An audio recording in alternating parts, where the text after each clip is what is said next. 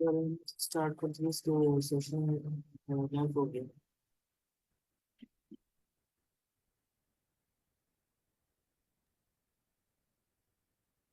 Okay, सलाम वालेकुम everyone.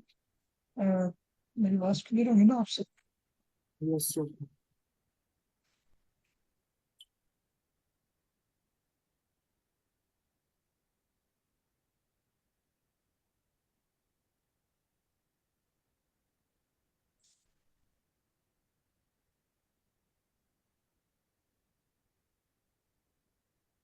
अच्छा, तो कल हम एनएलपी की बात कर रहे थे। इसमें एनएलपी बेसिक, ठीक है। तो आज हम इससे कंटिन्यू करेंगे। कुछ चीज़ हमने डिस्कस कर ली थी कि कॉर्पस से कहते हैं, डॉक्यूमेंट क्या होता है, टोकनम क्या होता है, वो कैबलरी क्या होता है, ठीक है।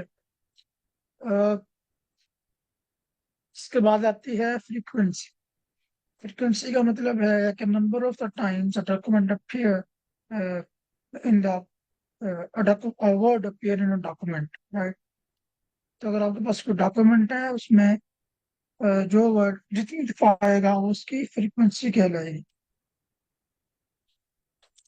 मिसाल के तौर पर अगर आप उसके डॉक्यूमेंट है,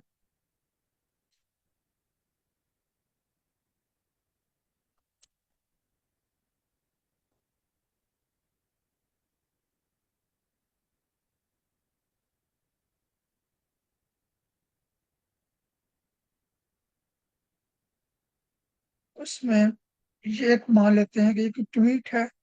हम इसको as a document, one document consider करते हैं। उसके अंदर जो फ्रीक्वेंसी ऑफ वर्ड डिसरिस्पेक्ट है वो टू हो जाए,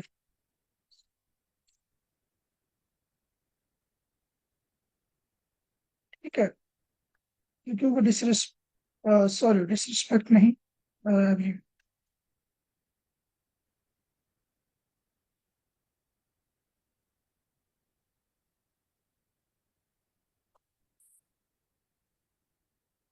इसकी वजह क्या है कि ये इस डॉक्यूमेंट के अंदर दो दफा आया है, इस वजह से इसकी फ्रीक्वेंसी टू है।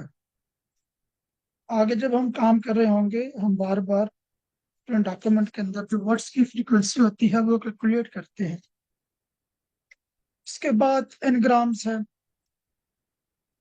एनग्राम्स का सिंपल कंसेप्ट ये है कि sequence of unconsecutive word tokens.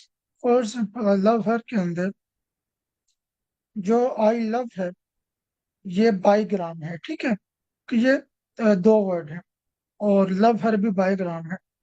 For example, यहाँ पे छोटे से एग्जाम्पल है कि थ्री जो है वो यूनिग्राम है, बट टू एंड थ्री और बाईग्राम्स एंड 296 और ट्राईग्राम्स, ठीक है। तो ये हमारे पास एक सिंपल सा कंसेप्ट है यूनिग्राम, बाईग्राम, टाईग्राम का। इसको हम फर्दर देख पाएंगे कि इसकी हमें क्या जरूरत पेश आई ये कॉन्सेप्ट लेके आने की। और यहाँ पे टेक्स्ट की हायरार्की है कि जो कुछ हमने पढ़ा, कॉर्पस, डॉक्यूमेंट, टोकन। तो सबसे पहले कॉर्पोरा होता है, rest pillar form of corpus. उसके बाद हमारे पास डॉक्यूमेंट होता है, और डॉक्यूमेंट के अंदर हमारे पास डॉक्यूमेंट। तो ये तो कुछ बेसिक थी। बेसिक में किसी और भी क्वेश्चन हो तो आप पूछ ले। जी अस्सलाम वालेकुम सर। सर आपने जो ये बाईग्राम, यूनिग्राम और ट्राईग्राम की बात की, ये हमारे पास टोकनाइजेशन में होती है? ये टोकनाइजेशन के बाद आती है। जब आप टोकन टोकन कर लेते हो ना, टोकन्स बना लेने के बाद आप कर लेते हो, फिर आप सिम निकाल। टोकन्स बनाने के बाद क्या है कि आपके पास पूरा डॉक्यूमेंट जो है वो सेपरेट हो जाता है वर्ड्स के अंदर या करेक्टर्स के अंदर। फिर आप उसमें से निकाल लेते हो कि आपने यूनिग्राम रखने हैं या बाईग्राम रखने हैं या ट्राईग्राम।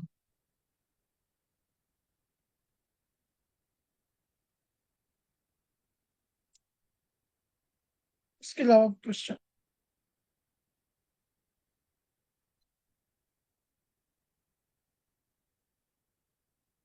ओके, तो इसके बाद जो हमारे पास एक स्टेप है वो है टेक्स्ट प्री प्रोसेसिंग का। आपने देखा होगा कि मशीन लर्निंग में जब हम पढ़ते हैं, तो हमारा सबसे पहला काम जो है वो टेक्स्ट को प्री प्रोसेस करके चलना होता है, या डाटा को प्री प्रोसेस करना होता है कि आपके पास डाटा है, तो आप उसको प्री प्रोसेस कर रहे होते हो। फॉर एग्जाम्पल अगर मैं आपको कहूँ कि एक अच्छा मॉडल बनाते हैं कि एक बच्चे ने यूटिल हॉर्न मॉडल बनाना है, और वो ये बनाना चाहती है कि एक स्टूडेंट के ई कैट के मार्क्स और मैट्रिक के मार्क्स और एफएससी के मार्क्स को देख के ये बताया जा सके उस स्टूडेंट का एडमिशन पॉसिबल है या नहीं। ठीक है। होता क्या है बेसिकली, जब हमारे पास डाटा होता है तो डाटा बहुत बड़ी फॉर्म में होता है। फॉर एग्जाम्पल वो मुझे डाटा देते हैं, वो कहते हैं कि यार ई कैट के नंबर है, मैट्रिक के नंबर है, एफएससी के नंबर है, ये स्टूडेंट का नाम है, ये स्टूडेंट का सिटी है, ये उसका प्रोविंस है, और ये कह लें कि ये उसकी जेंडर है। ठीक है।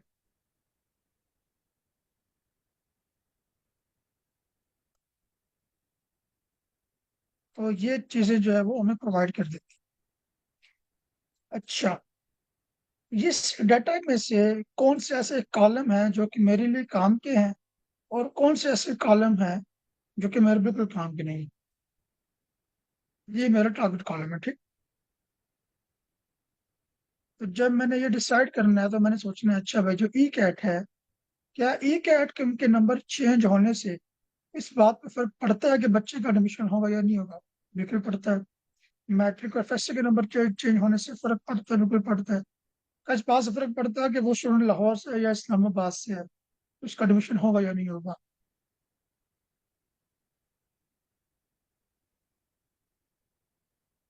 इससे कोई फर्क पड़ता नहीं पड़ता।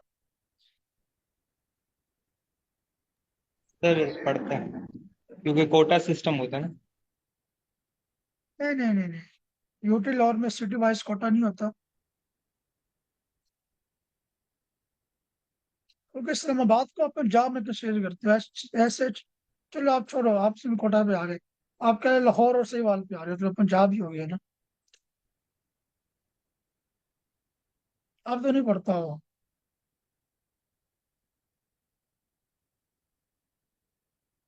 क्या ख्याल है? सर फिर नहीं पढ़ता। हाँ, फिर नहीं पढ़ता ना। तो चलो कह लेते हैं कि सिटी को रखने से फर्क नहीं पड़ता, प्रीवियंस को रखने से फर्क पड़ता होगा, क्योंकि मेरे जहन में कोटा सिस्टम था नहीं। टीचर कोटा भी होता है, जेंडर से भी फर्क नहीं पड़ता, मेल है फीमेल है क्या फर्क पड़ता है, आपका नाम क्या होगा इससे फर्क नहीं। अब जब मैंने अपने मॉडल को डाटा फीड करना है, तो मैंने फीड करने से पहले ये वाला कॉलम सिटी, जेंडर और नेम, ये वाला कॉलम रिमूव कर देना है। अच्छा, मैं कॉलम फीड कर सकता हूँ, उसमें कोई मसला नहीं है। ज्यादा से ज्यादा क्या होगा तो मॉडल की accuracy खराब हो जाएगी, या फिर मॉडल का साइज इंक्रीज हो जाएगा। अगर मैं इस कॉलम को रिमूव कर दूं, उन तीनों कॉलम्स को, तो मेरे पास 4 कॉलम रह जाएंगे। एट द एंड ये मेरे पास टारगेट कॉलम रह जाएगा। ये होता है कि टेक्स्ट को प्री प्रोसेस करना या डाटा को प्री प्रोसेस। एनएलपी के अंदर भी हम सेम काम कर रहे होते हैं। टेक्स्ट प्री प्रोसेसिंग में हमारे पास पहले टेक्स्ट को क्लीन करना आता है, या आपने पंक्चुएशंस को रिमूव करना है, special characters, for example punctuations वगैरह, स्पेशल कैरेक्टर्स जो हमको रिमूव कर देते हैं। नंबर्स को रिमूव करते हैं, एक्स्ट्रा वाइट स्पेसेस और लोअर केसिंग टेक्स्ट। अच्छा, कल जो मैंने बात की थी कि it's actually depends on your problem. अगर आप सेंटीमेंट एनालिसिस करना चाह रहे हैं, ठीक है, या टेक्स्ट को क्लासिफाई करना चाह रहे हैं, तो उसमें आप पंक्चुएशन को रिमूव कर दें, स्पेशल कैरेक्टर को रिमूव कर दें, तो बहुत अच्छी बात। सेंटीमेंट एनालिसिस की एग्जांपल लेते हैं।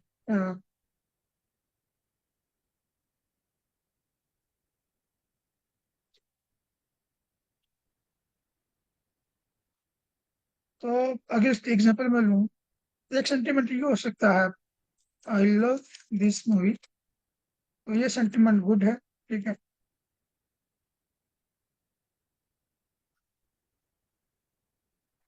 और this product it hasn't sent channel, ठीक है, तो ये भी गुड सेंटीमेंट। अच्छा, आपका क्या ख्याल है अगर इस तरह का टेक्स्ट में से मैं ये वाला काम करूं, नंबर्स रिमूव कर दूं, ठीक है, तो हमारे हमारे पास से जो इम्पोर्टेंट इंफॉर्मेशन है वो खत्म हो जाएगी ना। 100% में तो इस वक्त सेंटिमेंट इसका नेगेटिव होगा, पॉजिटिव होगा या न्यूट्रल होगा, इसमें इम्पैक्ट डालेगा। ठीक है, तो कुछ भी क्लीन करने से पहले आपने अच्छी तरह से अपने डाटा सेट को देखना होता है कि उस वो किस तरह का है। फिर आप डिसाइड करते हो कि मैं क्या रिमूव करूंगा और क्या रिमूव नहीं करूंगा। मैंने एक दफ़ा जो डाटा एनालिस्ट होते हैं, जो कि डाटा में एनालिसिस कर रहे होते हैं, डिफरेंट स्टैटिस्टिकल उसके अंदर फॉर्मूलाज और टेक्निक्स लगा रहे होते हैं, तो मैंने एक दफ़ा सुना था, वो ये बता रहा था कि जब उनके पास के न्यू डाटा आता है तो वो सिर्फ 3-4 घंटे बस डाटा को देखते रहते हैं, ऐसे लैपटॉप ओपन कर लेते हैं और ओपन करके आगे पीछे करके देखते रहते हैं और नोट करते रहते हैं इंपॉर्टेंट चीजें कि अच्छा कहाँ से क्लीन हो सकता है, कौन सी चीज को किस चीज को रिटेन करके चलना है, कौन सी चीज हमने पहले क्लीन करने का सोचा था हम क्लीन नहीं कर रहे होंगे। ठीक है, तो जब भी डाटा आता है तो आपने कुछ तरह का पहले डाटा को आपने अच्छी तरह से देखना होता है कि हम कौन सा प्री प्रोसेसिंग का टेक्स्ट स्टेप जो है वो इम्प्लीमेंट कर सकते हैं और कौन सा नहीं कर सकते। उसके बाद हमने टोकनाइजेशन के बारे में कल पढ़ा था। तो टोकनाइजेशन क्या होता है कि हम अपने टेक्स्ट को स्मॉलर पीसेस में स्प्लिट कर देते हैं और उसे हम टोकन्स कहते हैं। ये वर्ड भी हो सकते हैं, कैरेक्टर भी हो सकते हैं और सब वर्ड्स भी हो सकते हैं। और एक एग्जांपल है कि ये आपके पास एक पूरा टेक्स्ट है, एक पूरा सेंटेंस है, तो इसको डिवाइड कर दिया गया हेलो में। यहाँ पे जो एवरीवन है, ये करेक्टर बेस्ड यहाँ पे टोकनाइजेशन होगी। डॉट एक और टोकन बन गया, बाय भी एक टोकन बन गया और फोन भी एक टोकन बन गया। ठीक। इसके आगे हमारे पास टाइप है वर्ड टोकनाइजेशन, सेंटेंस टोकनाइजेशन, सब वर्ड टोकनाइजेशन और करेक्टर टोकनाइजेशन। तो वर्ड टोकनाइजेशन और वर्ड टोकनाइजेशन हमने कल देख ली थी, एक दफा हम दोबारा देख लेते हैं वर्ड टोकनाइजेशन क्या होती है।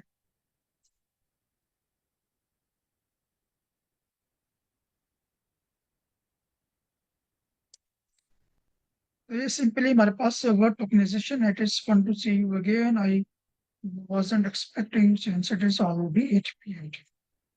तो पूरे सेंटेंस को वर्ड्स के अंदर ऑर्गेनाइज कर दिया है। इट एक लेदा टोकन है, इस लेदा टोकन है, और यहाँ पे आपका जो एक्सप्लेनेशन का मार्क्स था, एक्सक्लेमेशन का मार्क्स था, ये भी एक लेदा टोकन हो गया।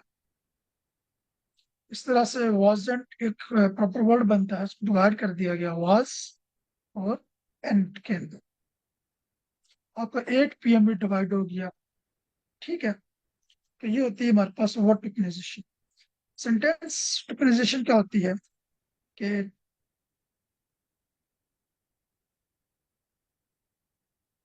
यहाँ पे हमारे पास ये जो टेक्स्ट है, टेक्स्ट कॉपी कर देता हूँ।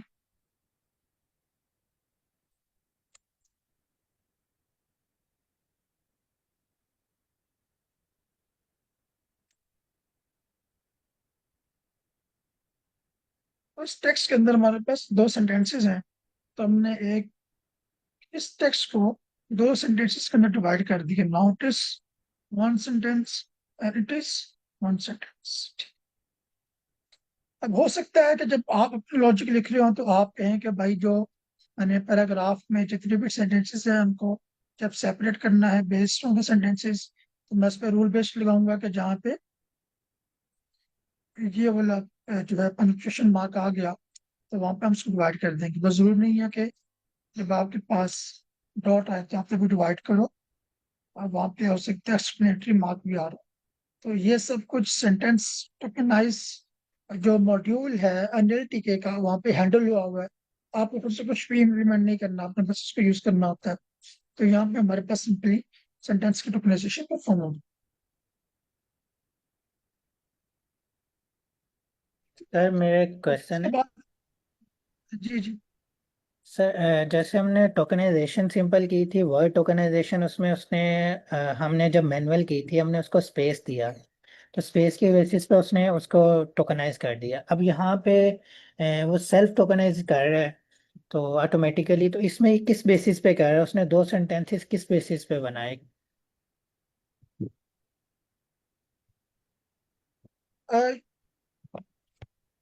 आपके पास आप सेंटेंस किस बेसिस पे डिवाइड करते हो? सर मैं उसके डिवाइड करता हूँ, उसमें फुल स्टॉप आ जाता है या इस तरह की हाँ बिल्कुल। तो जब आप सेंटेंस को डिवाइड करते हो तो आप बेसिकली करते हो फुल स्टॉप पे, ठीक है। जी प्रॉब्लम क्या आती है कि जरूरी तो नहीं है कि हर सेंटेंस फुल स्टॉप के ऊपर डिवाइड हो रहा हो। जैसे यहाँ पे जी हमारे पास इसको लेके देखें तो ये प्रॉपर एक सेंटेंस हो गया, बट यहाँ पे फुल स्टॉप नजर नहीं आ रहा। तो जी ये सब एज केसेस आपने हैंडल करने होते हैं, ये अच्छा, सारे एज केसेस। जी जी। इसके अंदर सर आप थोड़े से और सेंटेंसेस ऐड करें जिसमें फुल स्टॉप ना हो, मतलब आप फुल स्टॉप हाँ ना इसमें लगाएं। हम ऐड कर लेते हैं। मैं ना इसको थोड़ा बड़ा करता हूँ और इसमें हम ऐड करते हैं हाउ यहाँ पे मैं शमक लगा देता हूँ।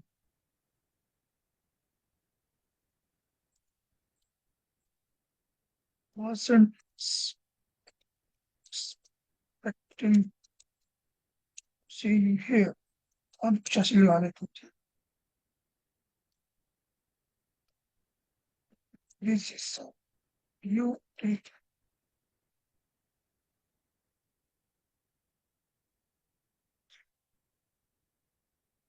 तो हमारे पास डिवाइड हो गया, ठीक है। तो इसने इसको 4 सेंटेंसेस में डिवाइड कर दिया, ठीक। इसको ऐसा पूरा सेंटेंस ले लिया, ठीक है। क्योंकि ये कोई ऐसा वो नहीं है जिसमें हम सेंटेंस को डिवाइड कर रहे हैं। तो यहाँ नॉर्मली पे लेफ्ट, कॉमा, यहाँ पे कॉमा लगाएं, इसको रिमूव करके यहाँ हेड पे के हम बाद। कॉमा लगा लेते हैं। वो डिवाइड नहीं होगा, कॉमा पे डिवाइड नहीं होता ना सेंटेंस। कॉमा तो सेंटेंस के दरमियान में आता है। ठीक है। और सर ये जो क्वेश्चन मार्क है, हाउ हैव यू बीन, ये क्वेश्चन मार्क रिमूव कर दें एक दफा। तो वो डिवाइड नहीं करेगा। मतलब कि इसमें हर चीज, हर तरह का केस हैंडल हुआ पड़ा है, ठीक है। केसेस ऑलरेडी डिफाइंड है मॉडल के अंदर, तो वो उस बेसिस पे करते हैं। हाँ हर चलिए चीज उसके अंदर डिफाइंड है, प्री डिफाइंड है, जिसने भी सर, ये डेवलप किया होगा। एज केसेस आपने कहीं पे पढ़ा है कि एज केसेस हम किस तरह फाइंड कर, जिस तरह हम स्टॉप वर्ड्स हमें पता चल जाते थे इंग्लिश के, तो उसकी लेंथ पता चल जाती लिस्ट, इनके भी क्या है कोई आपके पास? नहीं मेरे पास ऐसा तो नहीं है, मैंने भी इसकी डॉक्यूमेंटेशन नहीं पढ़ी कि हाँ ये कैसे होता होगा। अगर आप जी सीखना चाहें करना चाहूँ इसमें। तो जी जी जी। सर लैंग चेन अगर आप यूज करना चाहते तो वहाँ पर स्प्लिटर्स, सर अगर आप यहाँ डॉक्यूमेंटेशन खोल दे स्प्लिटर्स इन लैंग चेन, तो वहाँ पर आपको स्पेसिफिकली ये डिफाइन करना भी होता है कि मैंने अगर सेंटेंस को स्प्लिट करना है तो उसको स्पेस पे स्प्लिट कर दो, उसको फुल स्टॉप पे स्प्लिट कर दो, उस पे क्वेश्चन मार्क पे स्प्लिट कर दो, तो वहाँ पे सब कुछ आप कमांड भी दे सकते हैं।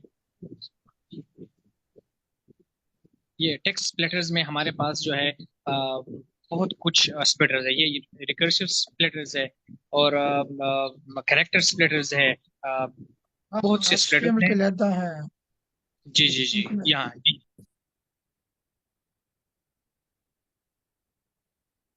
बिल्कुल सर।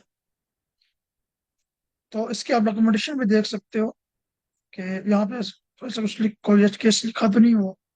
इसको अच्छी तरह से निकालना पड़ेगा कि यहाँ पे क्या जी है इसे। जी सर, एक्चुअली ये सवाल इसलिए मैं पूछ रहा था क्योंकि ये तो हो जाएगा ना, हम जब सेंटेंस टोकनाइजर है या टोकनाइजेशन हमने की थी वो इंग्लिश लैंग्वेज के लिए स्पेसिफिक, जब हम उर्दू हम्म। या किसी और लैंग्वेज के लिए करेंगे काम, तो उसके लिए हमें खुद वो लिस्ट बना के हम दे सकते हैं, तो इसलिए मैं पूछ रहा था। आप जब किसी और लैंग्वेज के लिए करोगे तो उसको वो डिफरेंट होगा। हाँ, वो हमें खुद बनाने पड़ेंगे मेरे ख्याल से। बिल्कुल, एक टोकनाइजर जो कि इंग्लिश पे ट्रेन हुआ हो वो दूसरे किसी और लैंग्वेज के लिए काम नहीं करता है। बिल्कुल। नेक्स्ट लैंग्वेज के लिए आपको दोबारा फिर डेवलप करना पड़ता जी ठीक है, थैंक यू है। सर। Okay, thank you. इसके बाद हमारे पास करेक्टर टोकनाइजेशन है, जिसमें टेक्स्ट पाकिस्तान है तो वो करेक्टर पे डिवाइड हो जाते हैं। बट ये ऐसा यूजफुल नहीं है हमारे लिए।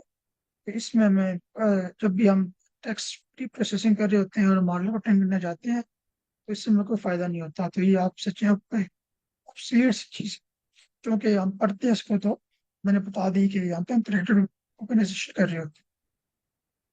इसके बाद हमारे पास आती है सब वर्ड टोकनाइजेशन, और सबसे ज्यादा ये इस्तेमाल होती है, ठीक है।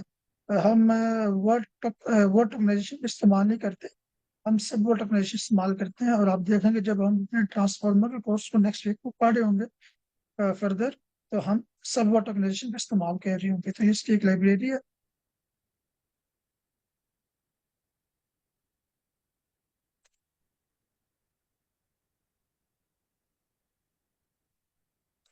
अभी देखेंगे सर, इसको डिवाइड कर दिया यूजिंग ट्रांसफार्मर में। ट्रांसफार्मर को इसने as a word one token consider नहीं किया, बल्कि टू टोकन में ले गया। ठीक है, तो former some other token, trans some other token. ठीक है, और नेटवर्क इज सिंपल। इसी तरह अगर मैं यहाँ पे लिख दूंगा कोरलेव्स ट्रांस, तो यहाँ पे टी जो है वो एक लेदा टोकन बन गया, और रैंक लेदा बन गया, और एंटर एक लेदा टोकन बन गया। सेट सम, तो जेंडर हमारे पास जेंडर। हम बेसिकली सब वर्ड टोकनाइजेशन का इस्तेमाल करते हैं, और वर्ड टोकनाइजेशन का इस्तेमाल नहीं करते। और हम ऐसा क्यों करते हैं, हम उसको आगे देख रहे होंगे। फिर मैंने एक और टोकनाइजेशन निकाली है, लेट्स सी। ओके, मैं आपको चीज का फर्क दिखाना चाह रहा हूँ। उसको हम क्या लेते हैं, टोकनाइजर 1, और इसको हम क्या लेते हैं, टोकनाइजर।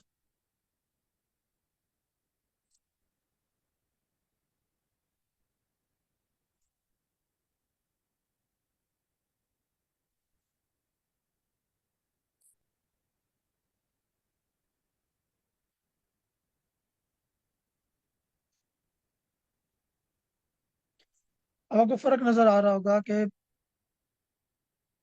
दोनों जो टोकनाइजर्स हैं वो किस तरह से डेटा को टोकन्स में डिवाइड कर रहे हैं, तो उनके रूल्स डिफरेंट है। यूजिंग ए तक तो सब सेम था, बट जब हम आए हैं ट्रांसफॉर्मर पर, तो यहाँ पे वो डिफरेंट हो गया। उसने ट्रांसफॉर्म और अर्क को लेदर टोकन लिख लिया, लेकिन यहाँ पे ट्रांस और फॉर्मर एक लेदर टोकन हो गया। नेटवर्क भी सेम है, सिंपल। जब हम ट्रांसजेंडर पे आते हैं, उसने फिर अगेन ट्रांस और जेन और डी या लेदर टोकन कंसिडर कर लिया उसने भी। सर यूजिंग पे वो टोकन्स यू छोटा कर दिया उसको। क्या चीज यूजिंग पे यूजिंग लिखा हुआ है, उसको यू छोटा कर दिया जो ऊपर लिखा हुआ है, हाँ, यूजिंग का मुश्किल ये है ट्रांसफॉर्म। कि जो टोकनाइजर 1 है वो अनकेस्ड है। अनकेस्ड का मतलब होता है कि वो आपका जो भी अल्फाबेट्स होंगे ना उनको लोअर फॉर्म में लेके जाएगा। पहले लोअर फॉर्म में लेके जाएगा, लोअर फॉर्म में लेके जाने के बाद उनको टोकन्स में डिवाइड कर देगा। और केस में होता है कि आप उसके जो भी केसेस को आप रखते हो, चाहे वो लोअर फॉर्म केस में या अपर मतलब कि फॉर्म में, जो आप उसको नीचे। अपर केस में जाकर ट्रांसफॉर्म नहीं करे। नहीं, इसका मतलब ये है कि जो भी आपने उसको दिया होगा, चाहे अपर में दिया हो या लोअर में दिया हो, उसको रिटेन करेगा, चेंज नहीं करेगा। लेकिन अनकेस का मतलब है कि अगर आपने लोअर में दिया हो तो वो, सॉरी अपर में दिया हो तो चेंज कर देगा और लोअर में ले जाएगा। जैसे यहाँ पे ये वाला जो है, ये जो पूरी लाइन है, ये केस बर्ड बेस केस से ट्रांसफॉर्म हो रही है। बट यहाँ पे जो लोअर केस है उनको वो छेड़ नहीं रहा, अपर में नहीं लेके जा रहा, सिर्फ उनको ऊपर में शो कर रहा है जो बेसिकली इनपुट के अंदर अपर में थी। तो ये इस तरह से काम करता है। ठीक है, हमने सारा का आगे काम अपना जो है वो इन्हीं टोकन्स पे करना है। सब वर्ड टोकनाइजेशन। एक और इम्पोर्टेंट बड़ी फेमस टोकनाइजेशन स्कीम है बाइट पेयर इनकोडिंग, बट हम उसको आगे डिस्कस कर रहे होंगे कि वो कैसे काम करती है। हमने ये देख लिया कि वर्ड टोकनाइजेशन क्या होती है, सेंटेंस सब वर्ड टोकनाइजेशन और कैरेक्टर टोकनाइजेशन क्या। स्टॉप वर्ड्स रिमूवल हमने कल देख लिए थे, तो वो वर्ड्स जिनकी हमें जरूरत नहीं होती है हम रिमूव कर देते हैं। फिर हमारे पास रह जाती है स्टेमिंग एंड लिमिटाइजेशन। स्टेमिंग रिड्यूस कर देती है वर्ड को बेस वर्ड पे सफिक्सेस को रिमूव करके। यहाँ पे इंपॉर्टेंट चीज है कि उसमें वो रूल बेस्ड है, वो सिंपली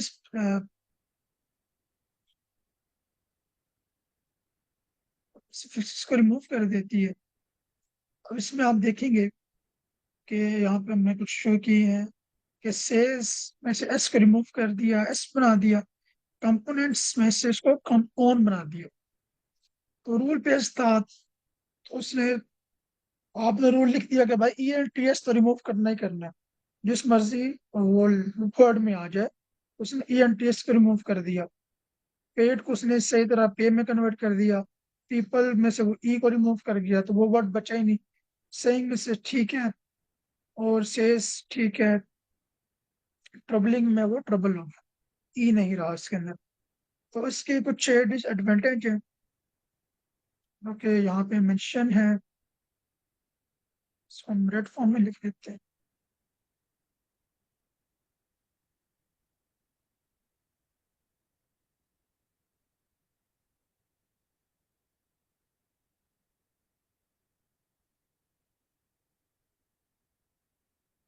तो ये इसके डिसएडवांटेजेस हैं। Can produce non words.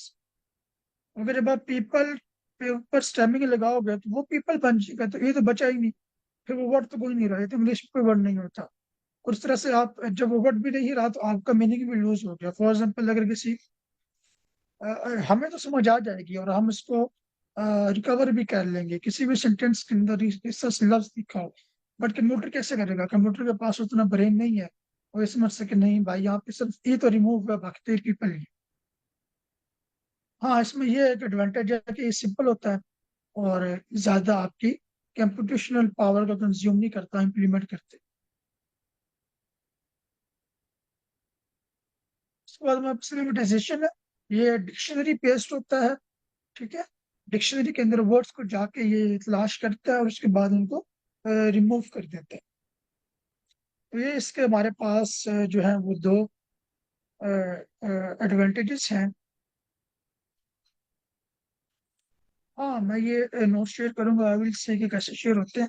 मैं पहले तो इस पर बनाई है और मैंने तो शेयर भी नहीं की। मैं ये देखूंगा किस तरह से शेयर कर दूंगा। सर ये ऊपर शेयर और का आपके पास पर्पल कलर का बटन आ रहा है, यहाँ से मेरे ख्याल से इसको अपने सेलेक्ट भी करना, रिस्ट्रिक्शन भी रिमूव करना। जी नहीं नहीं, ये तो वो आपके पास पूरी फाइल शेयर हो जाएगी ना, तो मैं जी देखूंगा जी। इसको कुछ। हाँ, मैं तो बिना कुछ कर लेंगे, तो टेंशन ही नहीं। तो यहाँ पे आप देखें कि सेस को से पे ले गया, सही को भी से पे ले गया, को टेक पे ले गया, पेड को पे ले, मतलब कि एरर नहीं है इसके अंदर। तो कहीं भी हुआ तो बहुत कम एरर आएगा आपके सामने। तो ये बेस फॉर्म में ले जाता है कॉन्टेक्स्ट को कंसीडर करते हुए, ठीक है। Provides more meaningful and contextually appropriate results. Error नहीं दे रहा तो आपका जो मीनिंग है वो रिटेन है, मीनिंग आपका लूज नहीं हो रहा, और ग्रामेटिकल करेक्टनेस भी लूज नहीं हो रही। बच्चों के डिक्शनरी पेज टैब को डिक्शनरी के अंदर जाके सर्च करता है, तो उसमें आपके सामने ये इश्यू होगा कि टाइम कंज्यूम होगा आपका काफी सारा। अगर इसको हम देखना चाहें कि बेसिकली टाइम कंज्यूम होता भी है या नहीं, तो हम वो भी देख सकते हैं।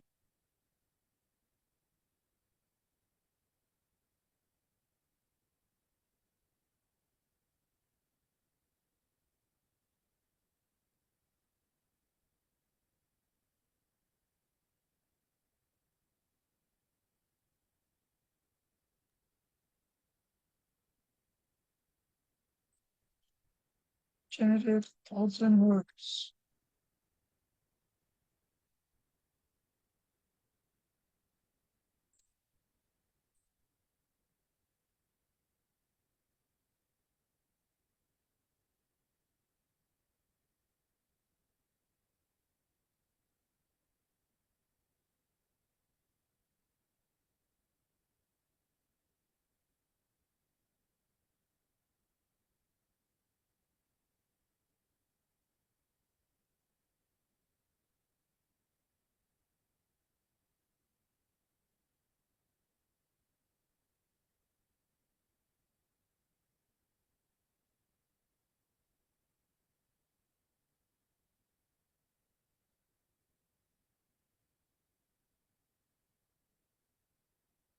तो ये मेरे पास कुछ 1,000 वर्ड्स की लिस्ट आ गई है।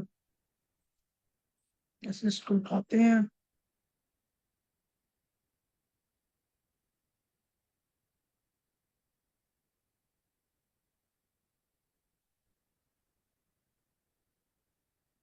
तो यहाँ पे वो स्टेमिंग की एग्जांपल है जो कि हमने कल देखी थी, ठीक है, और लेमेटाइजेशन की एग्जांपल है।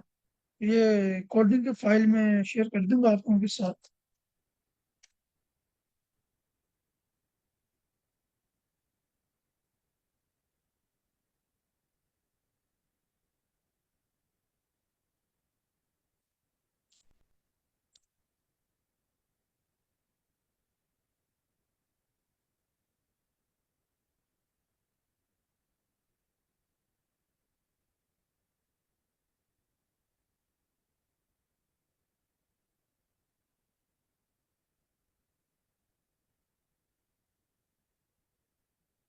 तो ये यहाँ पर मेरे पास काफी सारे जो वर्ड्स हैं वो आ गए हैं। स्लैश एन पे ये है, और उसके ऊपर वर्ड टोकनाइज आगे देखने का क्या निकलता है, चैनल पता लग जाएगा कि काम भी कर रहे हैं या नहीं कर रहा। बिल्कुल इसने सारे वर्ड्स को डिवाइड कर दिया, ठीक है, सेपरेट कर दिया वर्ड्स। मैं इसको अपने पास स्टोर कर लेता हूँ डेटा वर्ड्स की फॉर्म में।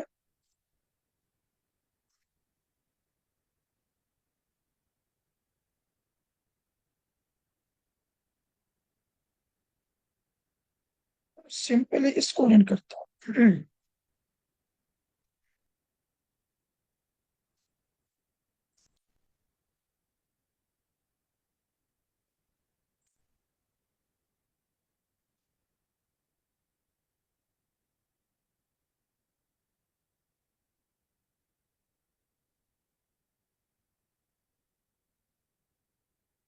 तो हमारे पास टाइम आ गया।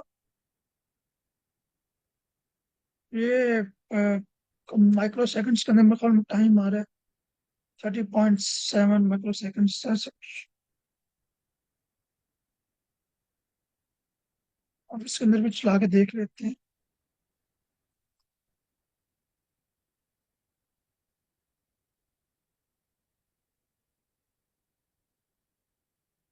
चल लेमोटाइजर ने काफी अच्छा परफॉर्म किया है, 15.7 समथिंग और 69 पॉइंट,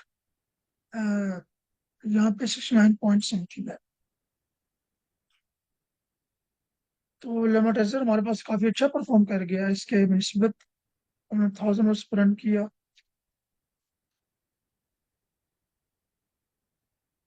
वैसे एक्सपेक्ट नहीं कर रहा था कि ये जो है ना काफी तेज, अभी ये भी काफी तेज रन कर रहे।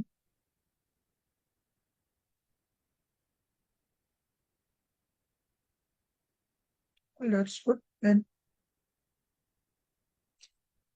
मुझे इसको दोबारा देखना पड़ेगा जाके कि ये काफी इसने फास्ट परफॉर्म कर दिया है, क्योंकि हमें ये मालूम है कि ये कंप्यूटेशनली, ये तो कन्फर्म है कि कंप्यूटेशनली एक्सपेंसिव होता है, क्योंकि रूल बेस्ड तो नहीं होता, डिक्शनरी होती है। और रूल बेस्ड में ये होता है कि आपने सिर्फ इफ एल्स स्टेटमेंट्स को रन करना है, और आप जो जो डिक्शनरी है उसके अंदर आपने सर्चिंग करनी होती है। तो दोनों में फर्क रह जाता है। तेज परफॉर्म करने की वजह ये भी हो सकती है कि मैं कोलैब पे रन कर रहा हूँ, मैं ऐसा मशीन पे रन नहीं कर रहा। तो चूंकि कोलैब के रिसोर्सेज पीछे इस्तेमाल हो रहे हैं, इस वजह से भी काफ़ी तेज काम कर रहे हैं। क्योंकि मेरे पास वो रिसोर्सेज तो नहीं है कि मैं उस पर इतना तेज चला सकूँ। लेकिन मैं अपने सिस्टम पे चलाऊँ तो शायद ये सही परफॉर्म ना करे, बट हम उसको भी एक्सपेरिमेंट कर लेंगे। तो टेक्स्ट प्री प्रोसेसिंग थी, उसमें हमने देखा कि टेक्स्ट क्लीनिंग होती है कि आप रिमूविंग कर लेते हैं पंक्चुएशन, स्पेशल कैटेगरी वगैरह, टोकनाइजेशन परफॉर्म करते हैं। हम इसकी जरूरत क्या है कि डाटा की क्वालिटी इंप्रूव हो जाती है, जो नॉइस है, जो रॉ टेक्स्ट है, वो रिड्यूस खत्म हो जाता है। फॉर एग्जांपल पंक्चुएशन मार्क्स हैं, स्पेशल कैरेक्टर्स हैं, डायमेंशनैलिटी रिड्यूस हो जाती है। डायमेंशनैलिटी रिड्यूस होने से मतलब ये है कि जैसे कि मैंने आपको कल दिखाया था, अगर मैं लिखूं कि आई लव यू, तो इसमें से जो स्टॉप वर्ड है वो आई है, ठीक है। इससे कोई फर्क नहीं पड़ता कि यहाँ पर आई भी है नहीं। लेकिन अगर मैं स्टॉप वर्ड को रिमूव नहीं करता, तो आई को रिप्रेजेंट करने के लिए मुझे इस तरह से कोई नंबर चाहिए होगा। ये ये 3 नंबर है, ठीक है। 3 नंबर क्यों है? क्योंकि डॉक्यूमेंट के अंदर 3 नंबर है। अगर मैं आई को रिमूव कर दूं, मतलब स्टॉप वर्ड्स को रिमूव कर लूं, तो मेरे पास 2 नंबर्स रह जाएंगे। कि हम बेसिकली डॉक्यूमेंट में कितने नंबर्स पे देख, कितने वर्ड्स उनको देख के चल रही होती, तो मेरी डायमेंशनलिटी रिड्यूस हो रही है। जितनी कम डायमेंशनलिटी होगी उतना कम मॉडल पे लोड होगा, उतना कम मेरा फीचर साइज होगा।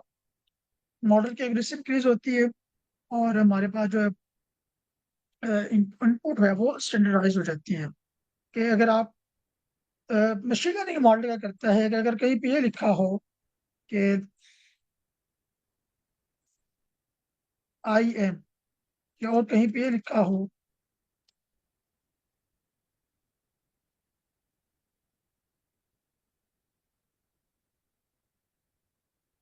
IM, ठीक है, तो इन दोनों को डिफरेंट कंसिडर करेगा।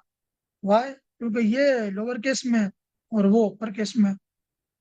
इन दोनों को डिफरेंट कंसिडर करने की वजह से वो ये समझेगा कि भाई ये दोनों जो है ये डिफरेंट वर्ड्स हैं और डिफरेंट टोकन है, ठीक है। जब आप वोकैबुलरी जनरेट करते हैं, हमने वोकैबुलरी में देखा था कि हम यूनिक वर्ड्स निकालते हैं, ठीक है। तो वो यूनिक वर्ड जब एक्सट्रैक्ट कर रहा होगा तो ये समझेगा कि ये डिफरेंट यूनिक वर्ड है, ये डिफरेंट यूनिक वर्ड है। जबकि रियलिटी में ये डिफरेंट नहीं है, ये सेम है, बस एक वर्ड अपर केस के अंदर है, तो आप उसको लोअर केस में कन्वर्ट कर देते तो ये जरूरी होता है। जो हमारे पास इनपुट है वो स्टैंडर्डाइज हो जाती है। हम इसको परफॉर्म कब करते हैं? जब हमने मॉडल को ट्रेन करना हो और जब हमने फीचर्स को अपने एक्सट्रैक्ट करना हो। इससे पहले हम अपने डाटा को एक स्टैंडर्डाइज फॉर्म के अंदर ले जाते हैं। तो कैसे क्वेश्चन हो जाओ। सर इसका मतलब यही हुआ कि प्री प्रोसेसिंग के दौरान हमारे पास जो टेक्स्ट जाती है वो हमने ख्याल रखना है कि या तो अपर केसेस में होना चाहिए या लोअर केसेस में होना चाहिए। मैं राइट?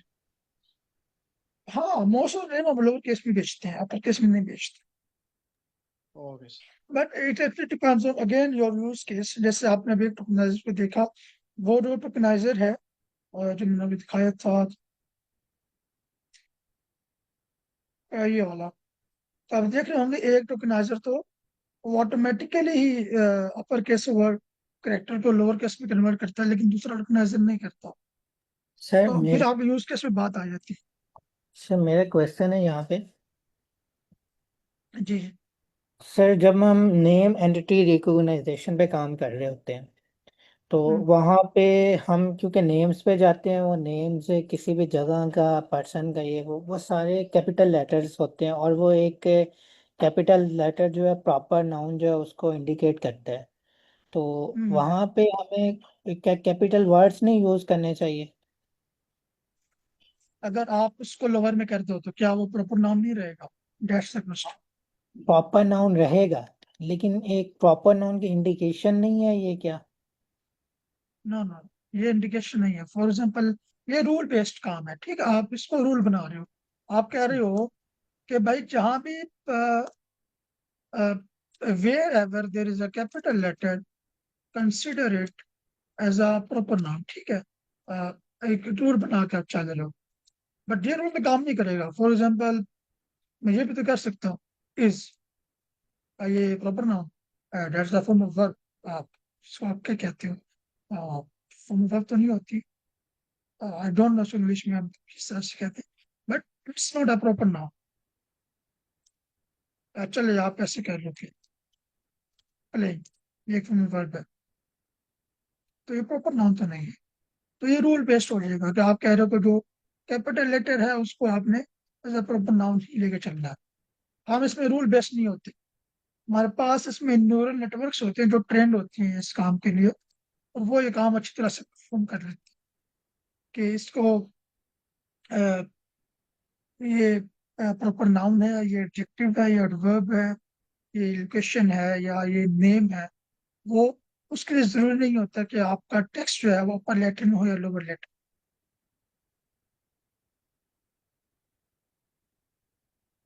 ठीक है sir, thank you. Thank you. अच्छा, हमने अब टोकन्स में तो कन्वर्ट कर लिया था। हाँ, ये जरूर हो सकता है कि आपने ऐसा कोई टोकनाइजर बना दिया, और टोकनाइजर को जब आपने, क्योंकि होता क्या है, मैं आपको थोड़ा सा अगर करके दिखा सकूं।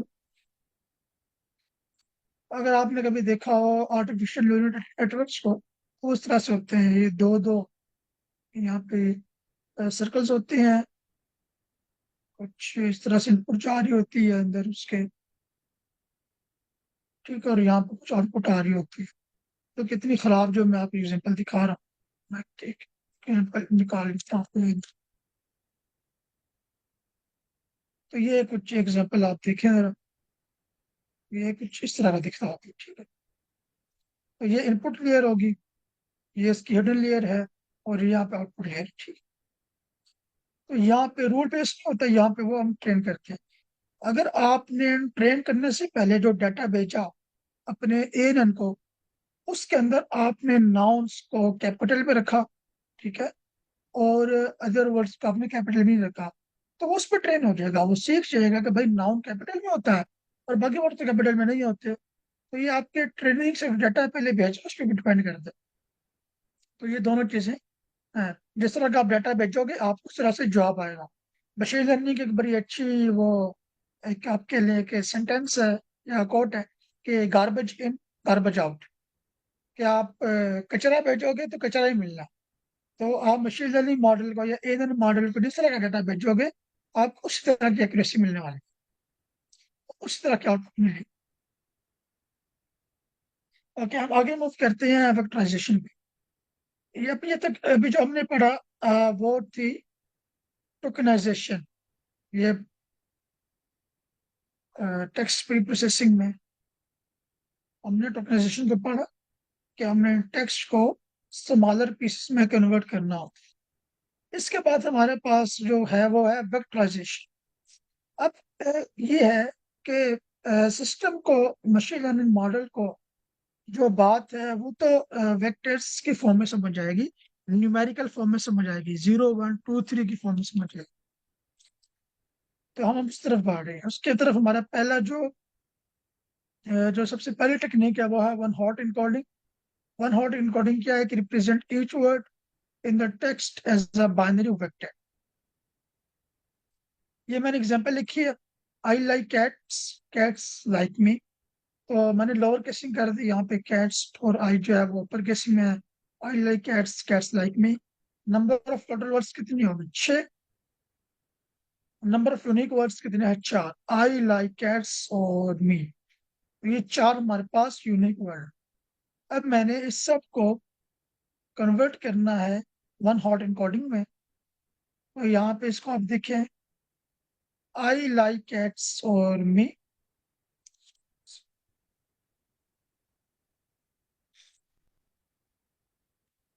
तो आई, जहाँ पे आई आया वहां पे 0 और वहां पे 1 और बाकी हर जगह पे 0।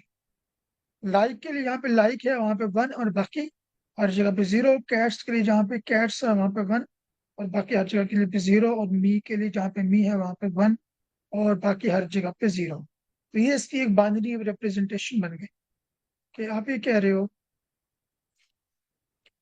कि जो आई है वो रिप्रेजेंट होगा 1 0 0 0 से और 1 0 0 0। इस डाटा सेट को जब मैं ट्रांसफॉर्म करूंगा आई लाइक कैट्स को, तो ये कुछ यूं बनेगा 1 0 0 0 0 1 0 0 0 0 1 0। और कैट्स लाइक मी 0 0 1 0 0 1 0 0 और 0। ठीक है, ये समझ आ रही है आप लोगों को ये क्या हो रहा है यहाँ पे? जी जी सर, क्लियर। राइट,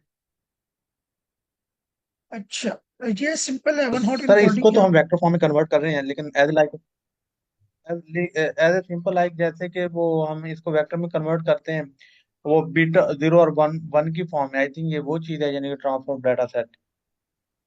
हाँ, ये 0 1 की फॉर्म में चला गया ना।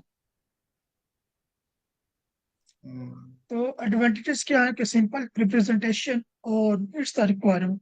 मीट्स द रिक्वायरमेंट का मतलब ये है कि हमारी जो मशीन लर्निंग मॉडल की रिक्वायरमेंट थी कि डाटा न्यूमेरिकल फॉर्म होना चाहिए, वो उन्हें काम कर रहे हैं। बट डिसएडवांटेज क्या है कि may lead to high dimensionality. अब फॉर एग्जांपल अगर आपके किसी वर्ड के अंदर 10,000 यूनिक वर्ड्स, सॉरी किसी कॉर्पस के अंदर आपके पास जो कॉर्पस है उसके अंदर 10,000 यूनिक वर्ड्स, तो एक वर्ड को रिप्रेजेंट करने के लिए जो साइज होगा, जो शेप बन जाएगी एक वेक्टर की, वो 10,000 होगी। नाउ जस्ट कैन इमेजिन अगर यहाँ पर एक वर्ड को रिप्रेजेंट करने के लिए 10,000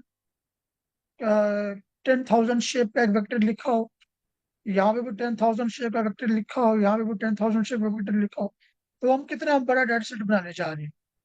so this is one problem. And the problem है स्पार्सिटी. स्पार्सिटी क्या होता है कि अगर जीरोस जो है वो बहुत ज्यादा आ जाए. अच्छा है भाई, इससे फर्क क्या पड़ता है? फॉर एग्जाम्पल आप पे सवाल आना चाहिए कि जीरोस अगर बहुत ज्यादा आ भी जाए तो उससे क्या फर्क पड़ेगा, हमारी सेहत पे क्या फर्क पड़ता है, या मशीन लर्निंग मॉडल पे उस पे क्या फर्क पड़ता है. ठीक है, तो यहाँ पे अभी देखें कि ये मैंने वो कॉपी कर लिया. तो अगर आपने थोड़ा सा डीप लर्निंग के बारे में पढ़ा तो आपको पता होगा कि यहाँ पर वेट्स होते हैं. ठीक है, इधर भी वेट्स वगैरह होते हैं और यहाँ पे भी वेट्स. ये डाटा ये मान लेते हैं कि यहाँ पर से मैंने सिर्फ ये वाला जो है वो 1000 लिया. इस पे इनपुट गई 1, यहाँ पे इनपुट गई 0, यहाँ पे इनपुट गई 0, यहाँ पे इनपुट गई 0. ये 1 तो इस वेट से मल्टीप्लाई होगा, कुछ ना कुछ आपके पास इनपुट आएगी और यहाँ पे ऑब्वियसली कोई ना कोई इक्वेशन फंक्शन लगा होगा. जब ये 0 इस वेट से मल्टीप्लाई होगा तो क्या बनेगा?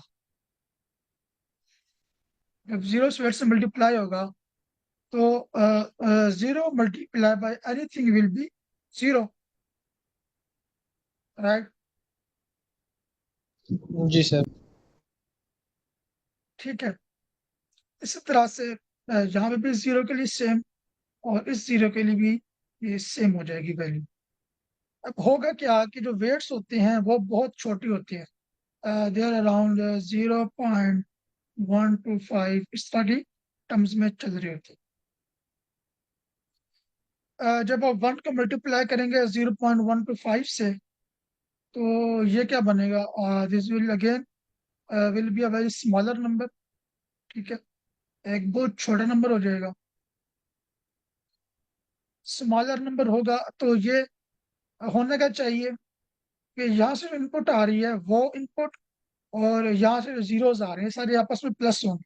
लेकिन प्लस होके क्या फायदा, वो तो 0 है. तो एट द एंड आपके पास एक स्मॉलर नंबर ही बचा. जब आप उस पर एक्टिवेशन फंक्शन लगाओगे, एक्टिवेशन फंक्शन अगेन उसको और छोटा कर देगा. एट द एंड क्या होगा कि आपके पास एक प्रॉब्लम आएगी.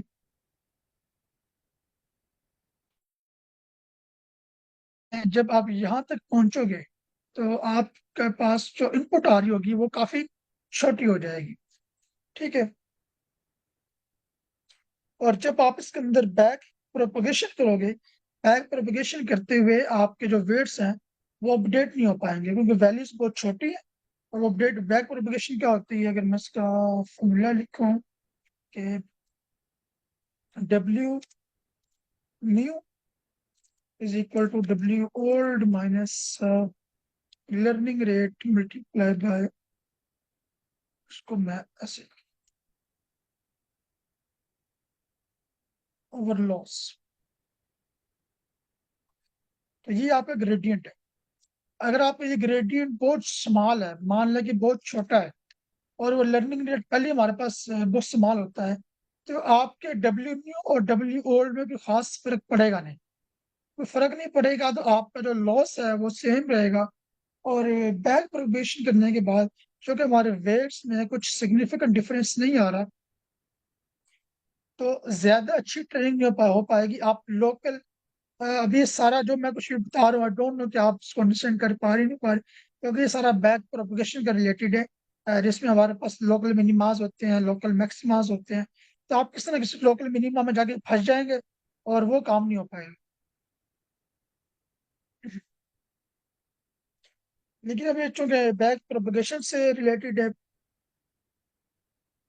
इसको हम नाम देते होते हैं, एक होती है एक्सप्लोडिंग ग्रेडियंट और एक होती है वेनिशिंग ग्रेडियंट. ठीक है, तो यहाँ पर हम डिस्कस कर रहे हो वेनिशिंग ग्रेडियंट. तो आपका जो ग्रेडियंट है वो बहुत कंप्रेस हो गया, बहुत छोटा हो गया.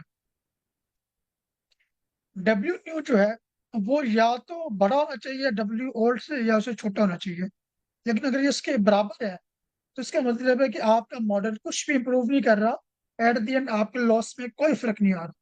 तो ये प्रॉब्लम होती है स्पार्सिटी लाने से. सेकंड थर्ड प्रॉब्लम ये है कि no semantic meaning is being capture. कोई सेमेंटिक मीनिंग कैप्चर नहीं होता है इसके अंदर. मिसाल के तौर पर अगर एक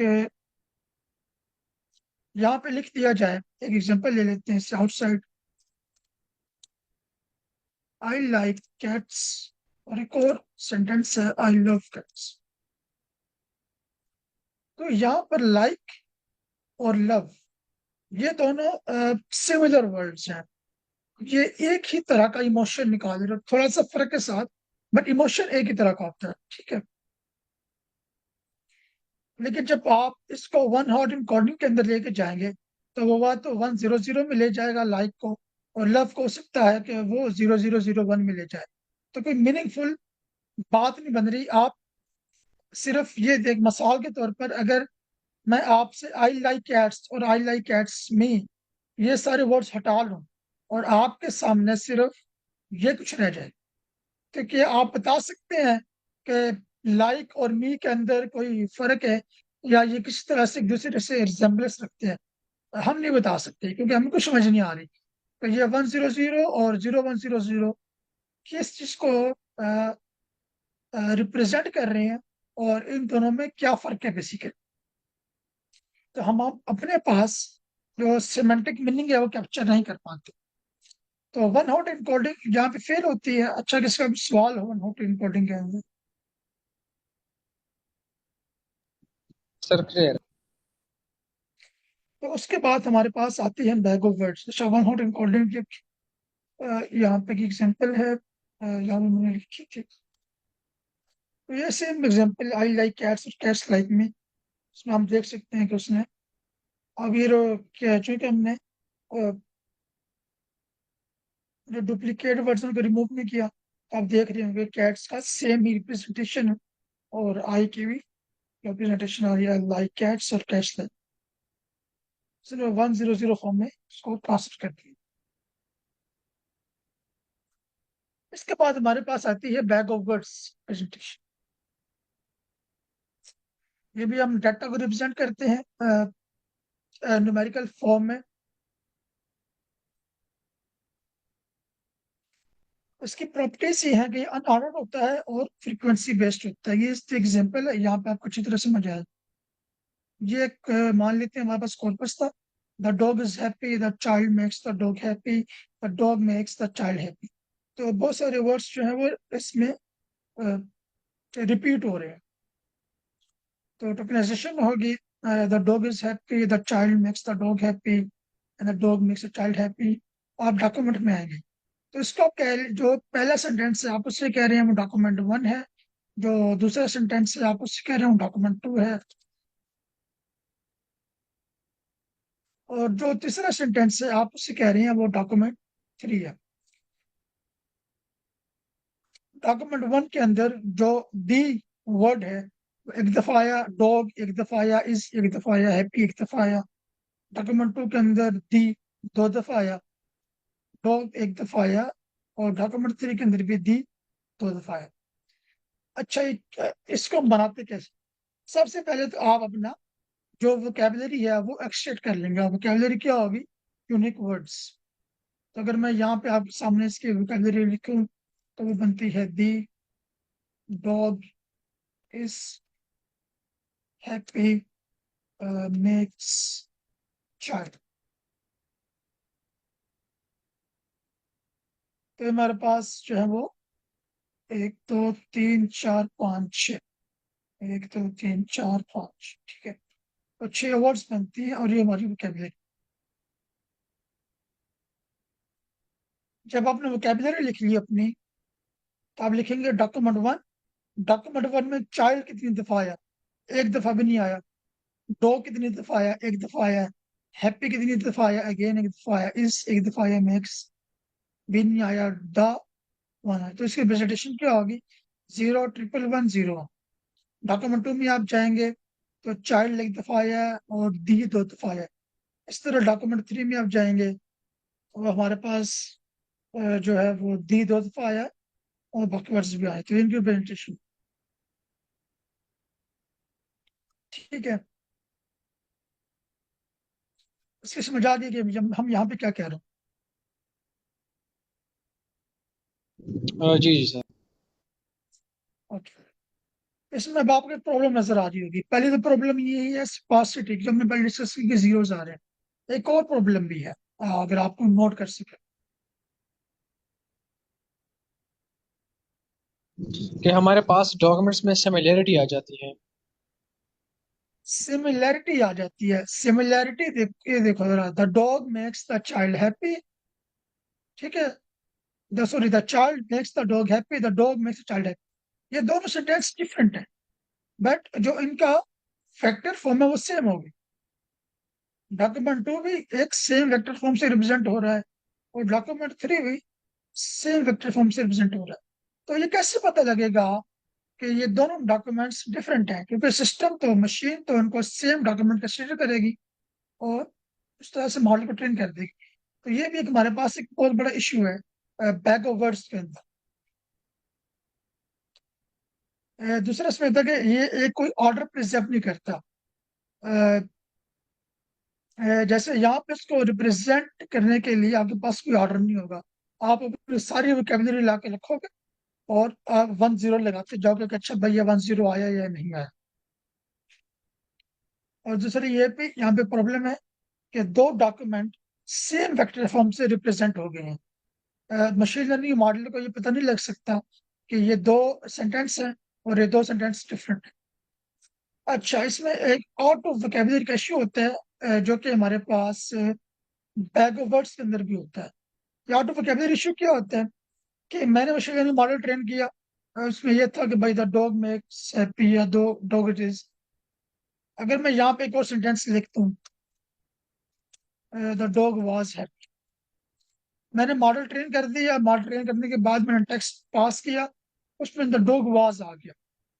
यहाँ पे एरर आ चुका, क्योंकि जो वाज है वो आपकी ट्रेनिंग में था ही नहीं, मेंशन ही नहीं था। वो वर्ड जो आपकी ट्रेनिंग में था ही नहीं, तो आपको एरर देगा। ठीक है, तो ये आउट ऑफ वोकेबलरी का इशू होता है हमारे पास, कि जो सा वर्ड आपकी वोकेबलरी में नहीं है, अगर आप उसको प्रिडिक्शन करते हुए, इन्फेरेंस करते हुए इस्तेमाल करोगे, तो आपको एरर आएगा। तो ये सिंपली हमारे पास बैग ऑफ वर्ड्स की रिप्रेजेंटेशन थी। वन हॉट एनकोडिंग क्या होती है, उसके अंदर प्रॉब्लम क्या है, और फिर हमने बैग ऑफ वर्ड्स पे आए, उसके अंदर क्या प्रॉब्लम। जी सर, फारिक। सर ये लास्ट वाला दोबारा एक्सप्लेन कर दे, आउट ऑफ वोकेबलरी, इसकी समझ नहीं आई। आउट ऑफ वोकेबलरी है कि अभी आपने, मैं एक और ऐड कर रहा हूँ, द डोर वाज सिक।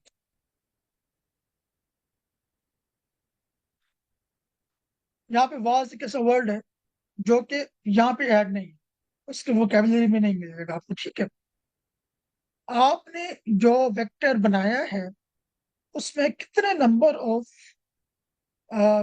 आपके लिए करेक्टर्स है? 6। 6 क्यों है? क्योंकि आपका वोकेबलरी साइज 6 है। लेकिन जैसे ये वाला वर्ड आप ऐड करेंगे, आपका वोकेबलरी साइज कितना हो जाएगा? 7। क्योंकि वाज भी एक यूनिक वर्ड है और उसको ऐड होना चाहिए। लेकिन मेरा जो मॉडल है वो ट्रेन हुआ था 6 वोकेबलरी साइज पर, और उसमें हर एक डॉक्यूमेंट रिप्रेजेंट हो रहा है ऐसे वेक्टर से जिसमें 6 कैरेक्टर्स 0 1। ठीक है, लेकिन ये रिप्रेजेंट होगा 7 कैरेक्टर से। तो आपका मॉडल वो इनपुट एक्सेप्ट ही नहीं करेगा। वो कहेगा कि भाई मुझे तो 6 का पता है, जो वेक्टर का साइज है वो 6 होना चाहिए। आप जो वेक्टर पास कर रहे हो उसका साइज 7 है, उसे वो समझ नहीं आएगी चीज। ये बेसिकली इसका मतलब out of vocabulary. Okay sir, thank you.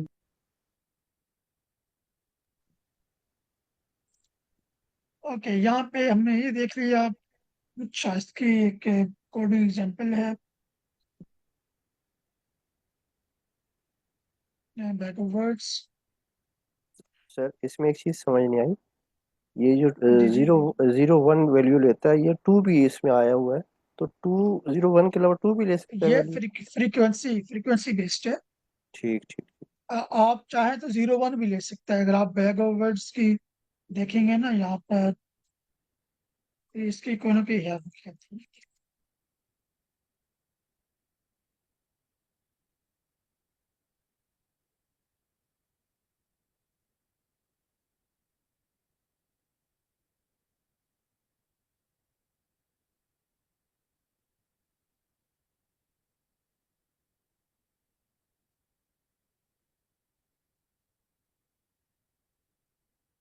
यहाँ पे हमारे पास ये एनग्राम्स का एक, ठीक। नहीं ये उससे रिलेटेड नहीं है। अ, अ, इसमें एक वो होता है, एक पैरामीटर होता है, अगर आप पैरामीटर पे ऑन कर देना तो वो 2 को हटा देगा, सिर्फ 1 लेगा। वो इस पे आ जाएगा कि अगर वर्ड एग्जिस्ट करता है या नहीं करता है, वो फ्रीक्वेंसी बेस्ड नहीं रहेगा। लेकिन ये भी फ्रीक्वेंसी बेस्ड है। फ्रीक्वेंसी बेस्ड ठीक। होने पे क्या हो रहा है कि दी जो है वो 2 दफा आ रहा है, तो उसको 2 दफा ले रहा है, क्योंकि यहाँ पे देखें the child makes the dog happy, तो दी 2 दफा आ गया, टू टाइम। उसमें दी को उसने 2 दफा रिप्रेजेंट किया। The dog okay. Makes a child happy, यहाँ पे 2 दफा आया। Thank you. इसमें अगर मैं एन ग्राम को रख दूं और इसको मैं कर लूं 1x, अभी आप ये देखेंगे एन ग्राम्स को चेंज करने से क्या हुआ कि 2 एन ग्राम्स बनने शुरू हो गया। Child happy, child makes dog, dog happy, dog is, dog makes happy, is happy. तो ये हमारे पास एन ग्राम्स होते हैं। इस तरह इससे क्या होगा कि आप डाटा को और अच्छी फॉर्म के अंदर रिप्रेजेंट कर पा रहे हो। आप कह रहे हो कि द डॉग इज हैप्पी, तो डॉग है, बिल्कुल है। डॉग हैप्पी नहीं, डॉग हैप्पी तो नहीं है। डॉग इज भी है, इसके अंदर डॉग इज भी है, बिल्कुल ठीक है। हैप्पी भी है, बिल्कुल ठीक है। इज हैप्पी भी है, बिल्कुल ठीक है। तो वन, वन, अगेन वन, और अगेन। तो आप ज्यादा अपना वेक्टर के साइज इंक्रीज कर रहे हो, फीचर्स आप ज्यादा बना पा रहे हो अपने डॉक्यूमेंट के या आप कह लो अपने डाटा सेट के। तो उससे प्रॉब्लम आ रही है कि आपका जो वेक्टर साइज है वो इंक्रीज होता जा रहा है। आप इसको और भी 1 3 लेके चले जाओ, तो अभी कुछ इस तरह से बनना है।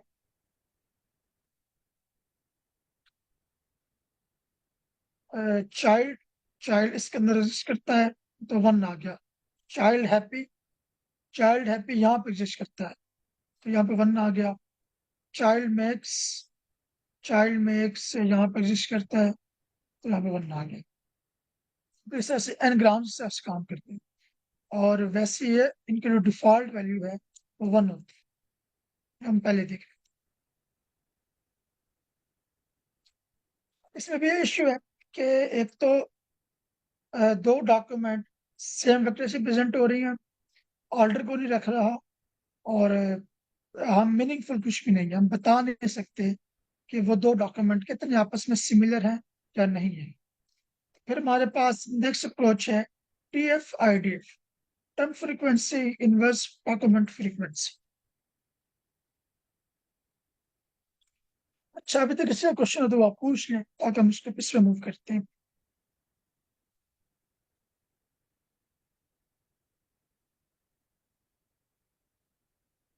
ओके,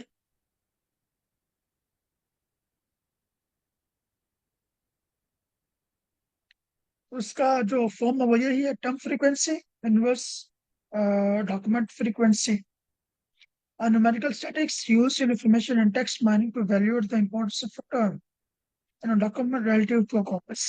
तो आपको यही बताता है कि कोई भी टोकन या कोई भी वर्ड किसी भी डॉक्यूमेंट में या कॉर्पस में कितनी इंपॉर्टेंस रखता है। तो इसमें आप सबसे पहले टर्म फ्रीक्वेंसी निकालते हो, इनवर्स डॉक्यूमेंट फ्रीक्वेंसी निकालते हो, उन दोनों को आपस में मल्टीप्लाई करते हो, तो ये दोनों फॉर्मूलाज हैं, हम देखेंगे। हम टर्म फ्रीक्वेंसी पे आते हैं, measures how frequently a term appears in a document, number of times के एक डॉक्यूमेंट के अंदर एक टोकन कितनी दफा अपीयर हो रहा है। तो number of times T appears in D, T का मतलब है टोकन, डी का मतलब है document. Total number of words या total number of tokens in the document. Inverse document frequency क्या है, measures how common or rare a term is across all documents in the corpus। आपको ये बताएगा कि जो कोई टोकन है वो तमाम कॉर्पस में, पूरे कॉर्पस में कितनी रेयर है या कितनी कॉमन है। कॉमन का मतलब है कि बार बार आ रही है, और रेयर का मतलब है कि बहुत कम आएगी। इसका मतलब, इसका जो फॉर्मूला है वो लॉग आप लेते हो कि total number of documents divided by number of documents that contain T। इसके एग्जांपल देखते हैं। तो मैंने ये कॉर्पस लिया, इसमें 3 डॉक्यूमेंट हैं। I love machine learning is fun और आई लव प्रोग्रामिंग। तो हम इसमें टर्म फ्रीक्वेंसी को कैलकुलेट करते हैं। आई की मैं टर्म फ्रीक्वेंसी कैलकुलेट करता हूँ। तो number of times I appear in document 1, अभी मैं डॉक्यूमेंट 1 के लिए कैलकुलेट कर रहा हूँ। तो आई अपीयर हुआ है सिर्फ एक दफा, यहाँ पे मैंने 1 लिख लिया। Total number of words in document 1 तो वो 4 है। आई लव मशीन लर्निंग तो वो 4 आ गया, और ये वैल्यू क्या बनती है 0.25। और इसी तरह से मैं फन के लिए अब टर्म फ्रीक्वेंसी को कैलकुलेट करूंगा।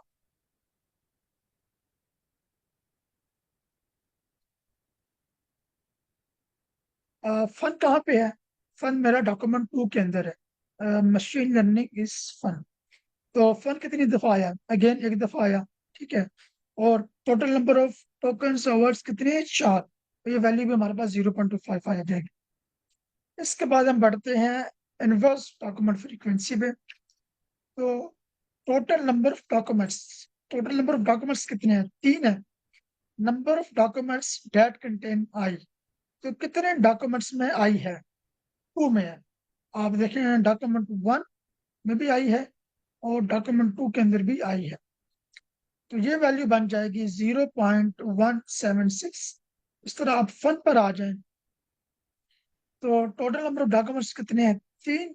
और फन कितने डॉक्यूमेंट्स में है? एक डॉक्यूमेंट में है, तो वो बनेगी 0.477। और उसके बाद जो हमारी TF-IDF वैल्यू है, ओके, तो यहाँ पे मैंने एक अनफॉर्चुनेटली बहुत बड़ा जो आप कह सकते हैं कि ब्लंडर ही दिया हमारा। और उसको खुद करते हुए that has to be multiplied but I actually divided. तो हम रिमूव करते हैं 0.25 मल्टीप्लाई बाई, वापस वैल्यू क्या थी आई के लिए? 0.176 ये आ गई, ठीक है।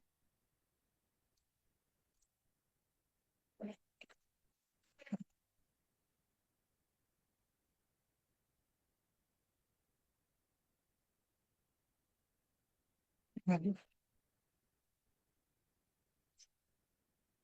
जब आपने 0.25 को मल्टीप्लाई किया इससे, तो आपके पास वैल्यू क्या है? 0.044। और अब वैल्यू क्या है? 0.119। अच्छा, अब ये करेगा क्या कि वो वर्ड जो कि रिपीट हो रहा है, जो कॉमन है, जैसे आई कॉमन है, आई यहाँ पर भी कॉमन है, ये उसकी जो TF-IDF वैल्यू है उसको रिड्यूस कर देगा।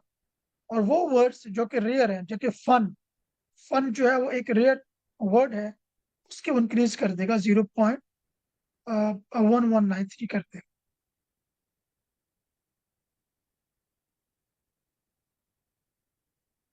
इसके हमारे पास एक कोडिंग एग्जांपल इसमें देखते हैं। तो सेम डॉक्यूमेंट है, I love machine learning is fun, I love programming.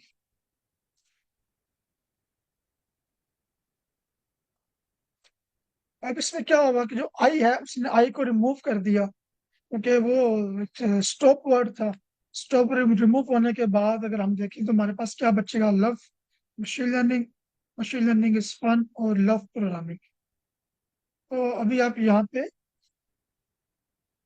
इस एक डॉक्यूमेंट में आई लव मशीन लर्निंग में हमारे पास लव आता है, मशीन लर्निंग आता है और मशीन लर्निंग आता है, ठीक है। बाकी वर्ड्स यहाँ पे नहीं आते। तो जो लव है वो है 0. उसको जो इंपॉर्टेंस मिली है वो 0.577 समथिंग। मशीन को भी उतनी मिली और लर्निंग को भी हमने उतनी ही दी। नेक्स्ट डॉक्यूमेंट में आप देखें तो फन के पास कुछ ज्यादा इंपॉर्टेंस है, और इसके पास उसकी वजह क्या है कि फन और इस ये दोनों रिपीट हो रही हैं। सॉरी, ये रिपीटेड नहीं है। ये पूरे कॉर्पस के अंदर आपके सामने, यहाँ पे जो आपके सामने पूरा कॉर्पस है, यहाँ पे इस और फन एक तरह से यूनिक वर्ड्स। तो इस डॉक्यूमेंट के अंदर इनकी इंपॉर्टेंस ज्यादा बन गई, ठीक है, और मशीन लर्निंग की इंपॉर्टेंस डिक्रीज हो गई स्पेसिफिक डॉक्यूमेंट के लिए। क्यों? क्योंकि वो रिपीटेड वर्ड्स है। मशीन लर्निंग यहाँ पर भी आया। ठीक हो गया। इस तरह से आप आए लव और प्रोग्रामिंग में, तो लव 0.60% है और कॉमिक 0.79% है। ये ज्यादा क्यों है? बाकी सबसे आप देखेंगे 0.60% और 0.79% किसी भी और टोकन को साइन नहीं किया गया, बाकी सबके बाद पास में कम वैल्यूज है। उसकी वजह ये है कि ये दोनों रिपीट नहीं होते, रिपीट भी नहीं होते, और दूसरा इस एक डॉक्यूमेंट में कोई ऐसा वर्ड नहीं है जो कि रिपीटेड हो। मशीन लर्निंग जैसे कि यहाँ पे रिपीटेड थी, उसकी वजह से इज और फन की जो वैल्यू वो डिक्रीज हुई। जी सर खालिद। सर जिस तरह फर्स्ट सेंटेंस में मशीन लर्निंग हमारे पास है तो उसकी जो वेटेज है वो ज्यादा है, और नीचे मशीन लर्निंग रिपीटेड है तो उसकी वेटेज कम है। लेकिन लास्ट सेंटेंस में हाँ, लब भी तो हमारे पास रिपीटेड है तो इसकी वेटेज क्यों ज्यादा है? होना तो ये चाहिए था कि लब उसकी की जो वेटेज वेटेज है वो कम होना चाहिए था। उसकी वेटेज से ज्यादा आ गई है, क्योंकि लव के साथ जो बाकी वर्ड्स हैं वो रिपीटेड नहीं है, वो यूनिक आ गए। क्योंकि आप देखो, क्या प्रोग्रामिंग रिपीटेड है? नहीं। तो सबसे ज्यादा वेटेज प्रोग्रामिंग को चलेगी। आई रिमूव हो गया, अब जो बाकी वेटेज रह गई है वो लव के पास जानी है। ठीक है। एक डॉक्यूमेंट में जितने रिपीटेड वर्ड्स आ जाएंगे, तो वो बाकी वर्ड्स की जो वेटेज है उसको भी इफेक्ट कर देंगे। जैसे आप देखो, इस और फन, ये यूनिक वर्ड्स थे डॉक्यूमेंट 2 के लिए। लेकिन मशीन लर्निंग एक ऐसा वर्ड है जो कि 2 दफा रिपीट हो गया पूरी कॉर्पस के अंदर, उनका वो रिड्यूस हो गया। ये हो सकता है कि अगर मैं इसको ये कर दूं, शायद अच्छा नहीं, ठीक है, ये लोअर केस में कन्वर्ट करके चल रहा है, तो मुझे ऐसे लोअर केस में कन्वर्ट करने की जरूरत है। उसके ये बुनियादी वजह, एक डॉक्यूमेंट के अंदर कितने रिपीटेड वर्ड्स हैं वो इफेक्ट करेंगे उस वर्ड की वेटेज को, अ, जो कि यूनिक है उस डॉक्यूमेंट के। ये इफेक्ट होगा, ठीक है, ये फॉर्मूला की वजह से इफेक्ट होगा।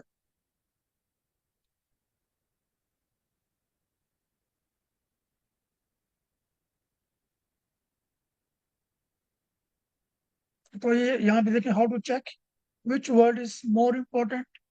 The word has highest TF IDF, it is important in that document। तो यहाँ पे आप देखो कि हाईएस्ट TF IDF किसके पास है इस डॉक्यूमेंट में? वो फन के पास है। इस और फन के पास है तो वो इम्पोर्टेंट है, और लर्निंग और मशीन के पास वो कम है। डॉक्यूमेंट 3 के अंदर वो प्रोग्रामिंग के पास है, तो वो भी एक इम्पोर्टेंट डॉक्यूमेंट है। लव मशीन लर्निंग के अंदर वो सभी यूनिक वर्ड्स बन गए इस डॉक्यूमेंट के लिए। अच्छा, मैं यहाँ पे कुछ चेंजिंग करता हूँ, यहाँ पे मशीन लर्निंग या लर्निंग दोबारा लिख देता हूँ, 2 दफा लिख देता हूँ। अब लर्निंग जो है वो उसका वो रिपीट हो गया, वो सॉरी इंक्रीज हो गया बिट, क्योंकि लर्निंग 2 दफा है। एक वर्ड जो कि किसी डॉक्यूमेंट में ज्यादा दफा आ जाए, उसकी उसका मतलब ये होता है कि उसके उस डॉक्यूमेंट में वेटेज ज्यादा है। बट अगर वो बहुत सारे डॉक्यूमेंट में आ जाए ज्यादा दफा, तो वो वेटेज रिड्यूस हो जाती है।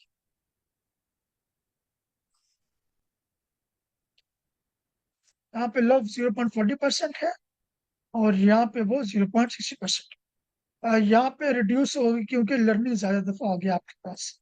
तो ये यहाँ पे लिखा भी होगा, if a word has highest TF IDF across multiple documents, it could be important across the entire corpus.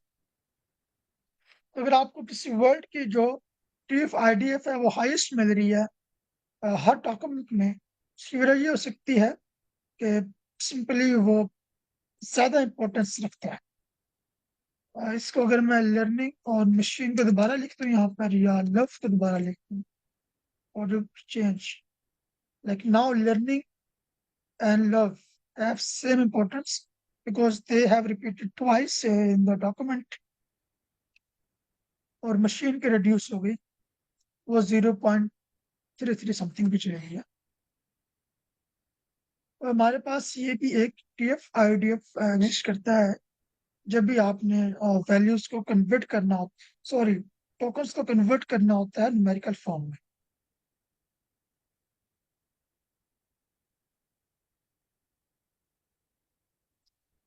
इसमें भी अगेन जो हमारे पास एडवांटेजेस और डिसएडवांटेजेस इसके मैंने साथ लिख दिए कि अंडरस्टैंड नहीं करता मीनिंग को। लव और लाइक सिमिलर वर्ड्स हैं, बट उनको सिमिलर ट्रीट नहीं करता। कॉन्टेक्स्ट अवेयरनेस नहीं है। कॉन्टेक्स्ट अवेयरनेस क्या होती है, मैं आपको समझाने की कोशिश करता हूँ एग्जांपल के जरिए।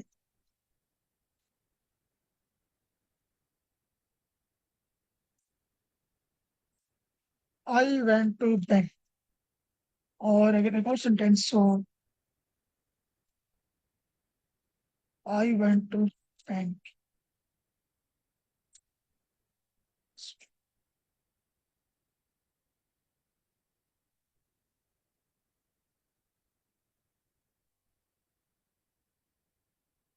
इस दोनों सेंटेंसेस में बैंक डिफरेंट है।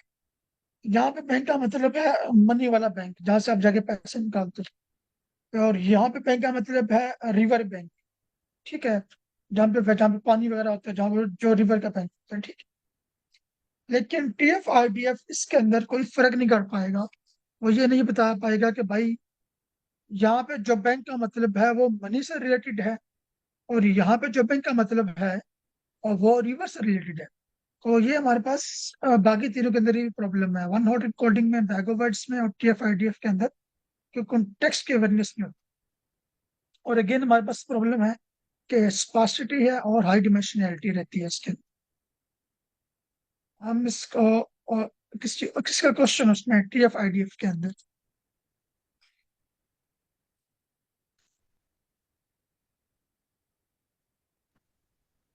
अस्सलाम वालेकुम सर। एक दफ़ा मैंने इसको कंफर्म करना चाह रहा था, लाइक जिस तरह आपने TF और IDF के बारे में बताया और ये बताया कि एक डॉक्यूमेंट के अंदर अगर एक डॉक्यूमेंट एक वर्ड जो रिपीट हो रहा है ना, तो मैं इसको ये समझ रहा था कि अगर वर्ड ज़्यादा दफ़ा रिपीट हो रहा है तो उसकी वैल्यू, उसकी इंपॉर्टेंस कम हो जाती है।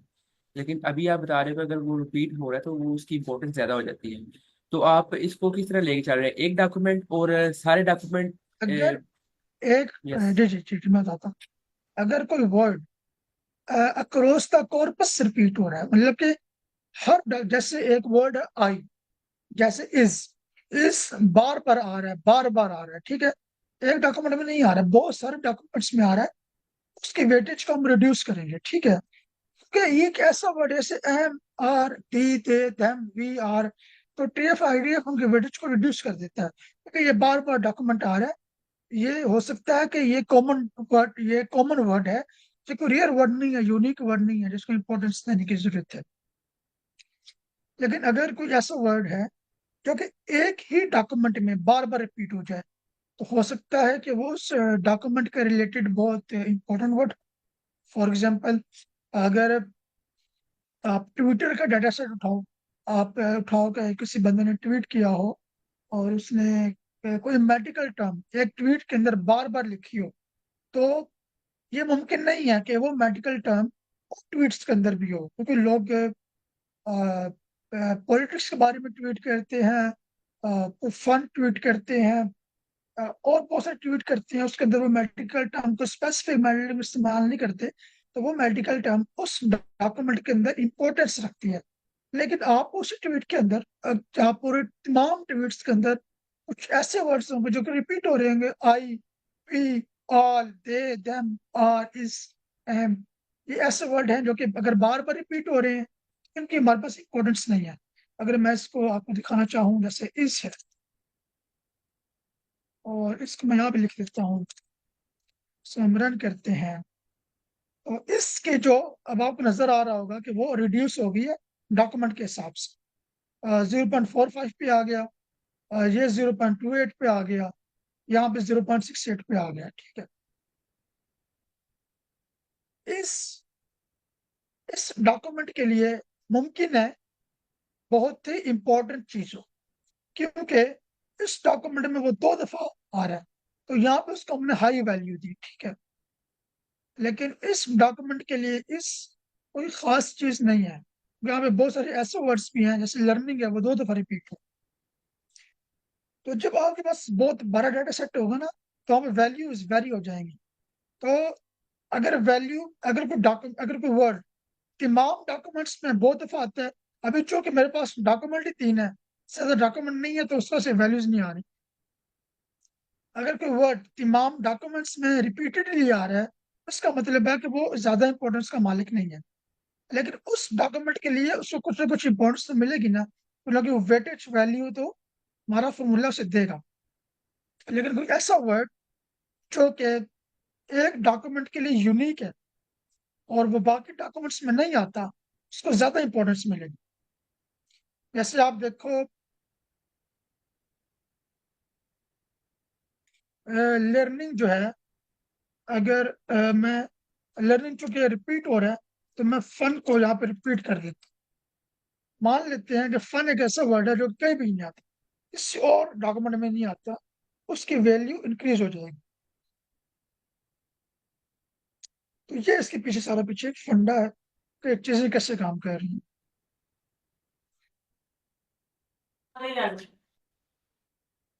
थैंक यू सर, क्लियर हो गया। हैं। अच्छा, तो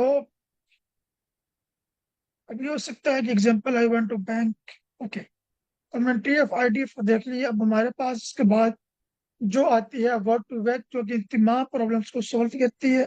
जो कि आपके इश्यूज आ रहे थे, क्या कहते हैं, रिसेम्बलेंस, कॉन्टेक्स्ट अवेयरनेस नहीं है। 2 वर्ड्स के अंदर ये नहीं बता पा रहा कि वो कितने रिसेम्बल हैं या नहीं, तो वो इशू यहाँ पे सॉल्व हो जाता है।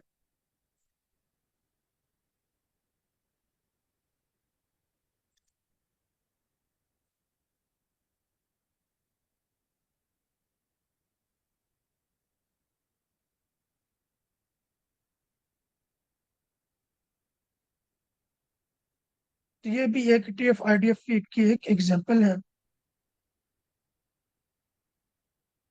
अब हमने यहाँ पे काम करना है कुछ, तो जेंसिन के साथ।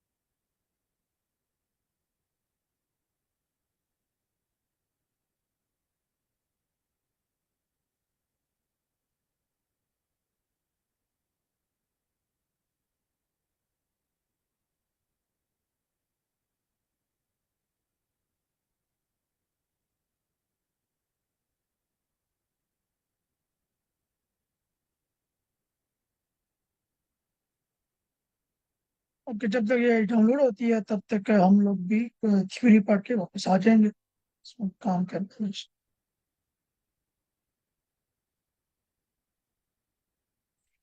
अच्छा, वर्ड टू वेक्टर एक टेक्निक है, इसको हम इस्तेमाल करते हैं टोकन्स और वर्ड्स को वेक्टर फॉर्म में कन्वर्ट करने के लिए, ठीक है।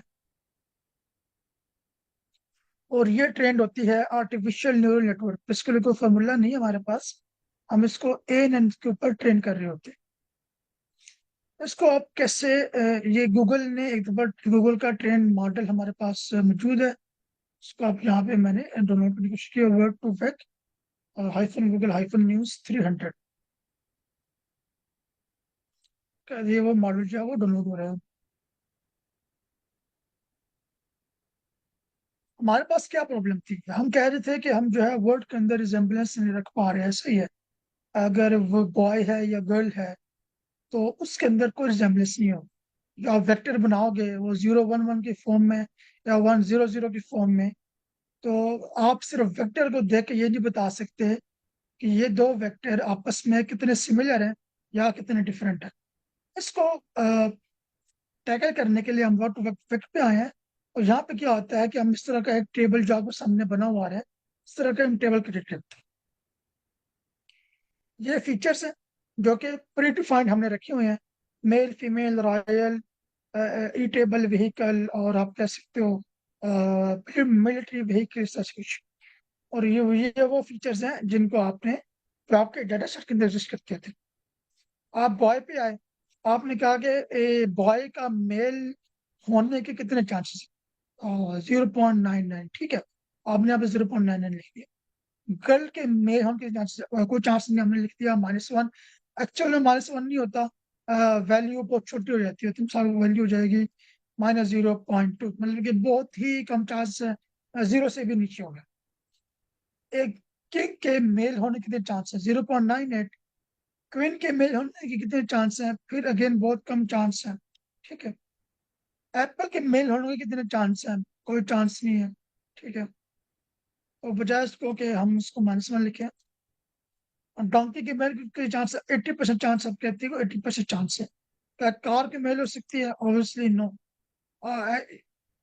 समथिंग एल्स का अगर आप कार के साथ ही शी लगाते हो तो वो अलग चीज है। अच्छा, क्या बॉय फीमेल हो सकता है? नहीं हो सकता। गर्ल फीमेल हो सकती है, किंग भी फीमेल नहीं हो सकता, क्वीन फीमेल हो सकती है, एप्पल फीमेल नहीं हो सकता, डंकी फीमेल हो सकता है, 0.87% चांस है, और कार भी फीमेल नहीं हो सकती। रॉयल, कितने चांस है कि एक बॉय रॉयल होगा, मतलब कि शाही खानदान से ताल्लुक रखता है? हमें नहीं मालूम, तो 0.5% चांस है, 0 से तो ऊपर है, तो हम 0.15 कर देते हैं। क्या गर्ल रॉयल फैमिली से ताल्लुक रखती होगी? हमें नहीं मालूम, बहुत कम चांस हो सकता है, तो 0.15। क्या किंग रॉयल फैमिली से ताल्लुक रखता है? ऑब्वियसली। क्वीन भी रॉयल फैमिली से ताल्लुक रखती है, ऑब्वियसली। और एप्पल भी रॉयल नहीं होता, इनकेस के आपने मैंगो लिखा हो तो ज्यादा बात। और कार्ल भी रॉयल नहीं है। A table, boy obviously not a table, इस तरह से गर्ल भी टेबल नहीं है, और क्वीन भी टेबल नहीं है। एप्पल ई टेबल है 0.80%, डंकी भी ई टेबल है 30% के, आप रहते हैं कहाँ पे है? कार भी ई टेबल। तो मैंने डंकी को 0.50% ई टेबल दे दिया कि भाई 0.50% चांस है ये ई टेबल हो सकता है। इस तरह व्हीकल, तो ये सब जो है वो नहीं है। इन सब ये सब व्हीकल के तौर पर इस्तेमाल नहीं किए जा सकते, ठीक है। बट डंकी के 70% चांस है कि आप व्हीकल के तौर पर इस्तेमाल कर सकते हो, और कार के भी 98% चांस। इस तरह का आप एक फीचर वेक्टर बनाओगे, और फीचर वेक्टर बनाने के बाद आप ये सब उठाकर एक आर्टिफिशियल न्यूरल नेटवर्क को दे दो।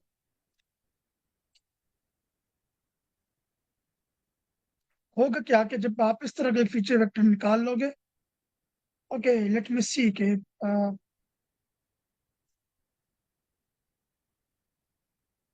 अच्छा, तो ये फीचर वेक्टर आपके पास, ये हमारा फीचर वेक्टर है। अच्छा, चीज ध्यान में रखनी, हम ये चीज नहीं दे रहे, बल्कि मैं आपको बताता हूँ हम क्या चीज देते हैं। इसके लिए हम ये चीज एक इंजन को इनपुट में नहीं देते, हम वो देते हैं कंटिन्यूअस बैग ऑफ वर्ड्स, वो पास करते हैं। King minus man plus queen, अगर ये ट्रांसफर डिनोट हो गया तो मैसेज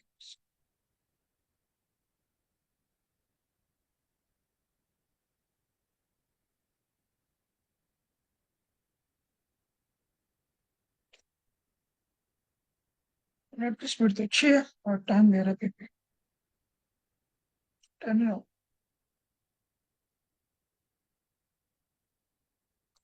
ओके, तो ये वेक्टर रिप्रेजेंटेशन है बॉय की, ठीक है, ये वाली, ये ठीक है, ये वेक्टर रिप्रेजेंटेशन बॉय की है, और ये वेक्टर रिप्रेजेंटेशन है गर्ल की, ये वेक्टर रिप्रेजेंटेशन है किंग की। अब आपने पढ़ा होगा, अगर आपने लीनियर अलजेब्रा थोड़ा सा पढ़ा, तो आपको पता होगा कि हम वेक्टर्स को रिप्रेजेंट करते हैं एक्स वाई जेड की फॉर्म में। ये जो वेक्टर है ये हाई डायमेंशनल है, लेकिन हम सपोज कर लेते हैं कि हमारे पास 2 डायमेंशनल का वेक्टर है जो कि बॉय को रिप्रेजेंट कर रहा है, और ये वेक्टर बॉय का है, फॉर एग्जांपल ये होगा, और ये वेक्टर गर्ल का है। ठीक है, जब आप इन दोनों को प्लॉट करोगे तो यहाँ पे एक थीटा की वैल्यू निकलेगी, वो होगा cos theta, distance between 2 points. ठीक है, या आप कह लो कि डिस्टेंस नहीं कहना चाहिए, एंगल बिटवीन 2 पॉइंट्स में कहना चाहिए इसको।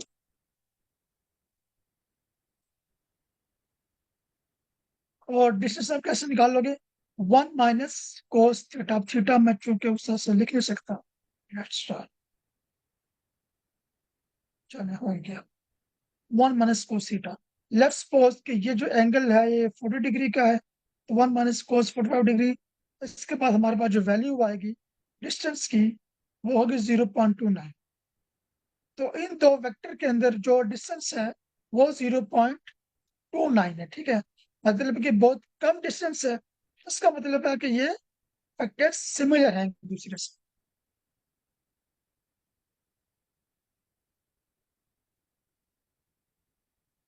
इसी तरह से हमारे पास ये एक वेक्टर ये वाला है, इसमें एक वेक्टर यहाँ पर है और एक वेक्टर यहाँ पर है।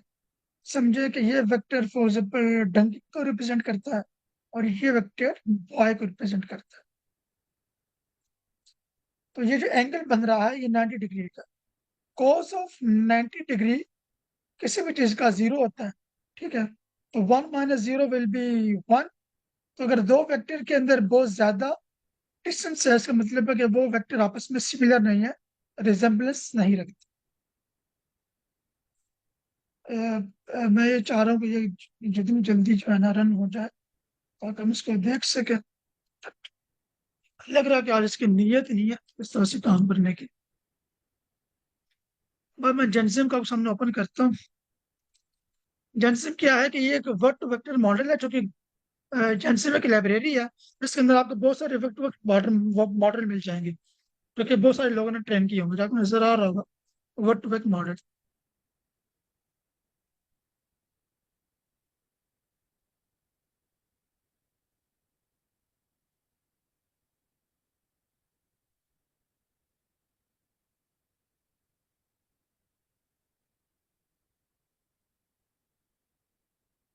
के अराउंड 45%।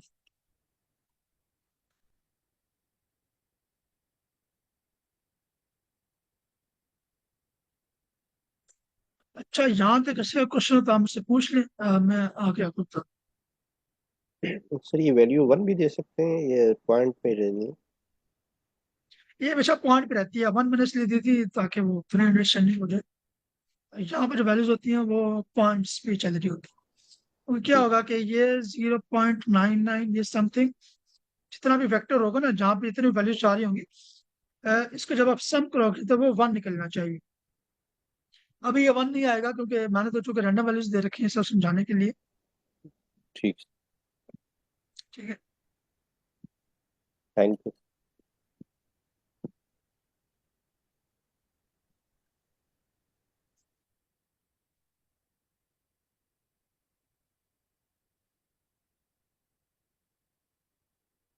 आई होप सो कि याद चल जाए, तो चाहे ना भी चले। हमने यहाँ तक तुमने करना था कि ये वर्ड टू वेक है। आगे ये वर्ड टू वेक को ट्रेन करने की दो टाइप्स है, CBOW और स्किप प्लान। लेकिन मैं कोशिश करूंगा इनको हम कहीं और जो है किसी और दिन कवर करें, क्योंकि मैंने अभी तक इनका जो है वो थ्योरी तो मेरे पास है बट प्रैक्टिकल डेवलप नहीं किया। और प्रैक्टिकल एग्जाम्पल डेवलप नहीं किया तो मेरी कोशिश होगी कि जिस दिन प्रैक्टिकल पढ़े उस दिन थ्योरी भी साथ ही कर लें, क्योंकि कई दफा होता है कि हम थ्योरी पहले पढ़ लेते हैं फिर बाद में जो है ना वो रिपीट करनी पड़ती है अगेन, और वो उसमें चला जाता है सारा का सारा। तो जिस दिन प्रैक्टिकल करें उस हम साथ से थ्योरी भी देखते जाएंगे, फिर इशू नहीं आएंगे। ये सर खाली सर ये वर्ड टू वेक्टर को हम एम्बेडिंग्स कह सकते हैं, जिस तरह हमारे पास अगर रैग एप्लीकेशन में हमारे पास स्प्लिटिंग हो जाती है फिर उसकी हम एम्बेडिंग्स बनाते हैं, तो इसको भी हम एम्बेडिंग्स कह सकते हैं, ये जो वर्ड टू हाँ, वेक्टर ये है। एम्बेडिंग, ये बिल्कुल ये एम्बेडिंग्स ही आप उनको एम्बेडिंग ही कहते हो।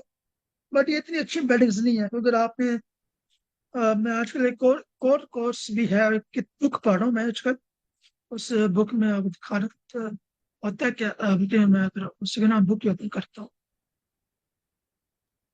और सर मेरा एक क्वेश्चन है जो मुझे बहुत तंग करता है, और अभी तक मैंने तो कोशिश भी नहीं की उसको मजीद पढ़ने की, लेकिन अगर आप उस पर एक दिन लेक्चर बना दे तो ये मेहरबानी होगी। कि ये एम्बेडिंग्स जो बनते हैं, कि हमारे पास ये जो एलएलएम है, इसको किस तरह पता चलता है कि ये जो लव लफ्ज है और ये लाइक है, ये दोनों सिमिलर है, और ये उन दोनों की सिमिलर एम्बेडिंग्स तकरीबन सेम बना लेते हैं। जिस तरह आपने वेक्टर्स बनाई, जिसमें सिमिलरिटी अगर कम हो तो वो दोनों एक जैसे होंगे।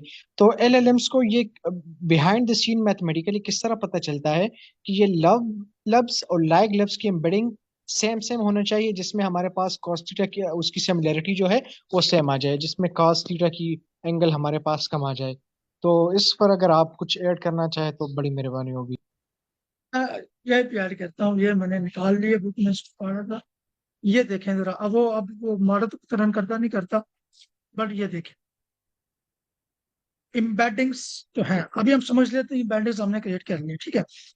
अगर आप इम्बेडिंग्स को प्लॉट करेंगे तो वो कुछ इस तरह से प्लॉट, ईगल, डक, गूस, ये वर्ड्स, ये बर्ड्स हैं, उनके इम्बेडिंग्स क्लोज है आपस में। लॉन्गर, लॉन्गेस्ट, इसके इम्बेडिंग क्लोज है। जर्मनी, ये चूंकि लोकेशंस के नाम है, स्टेट्स या सिटीज या कंट्री, उनकी इम्बेडिंग्स क्लोज है, ठीक है। जी सर सुलेमान, आप अच्छा सर, इसमें मैं यही ऐड करना चाह रहा था कि जो हम अभी सर्च कर रहे हैं, सिमेंटिक सर्च के ऊपर काम कर रहे हैं, तो इसके अलावा भी हमारे पास जो मेथड्स है जिसमें से मॉडल ये चेक करने की कोशिश करता है कि जो हमारे पास क्यूरी का कॉन्टेक्स्ट है एक्चुअल में उसको जानने की कोशिश करता है, तो उसकी बेस के ऊपर हमें रिजल्ट देता है।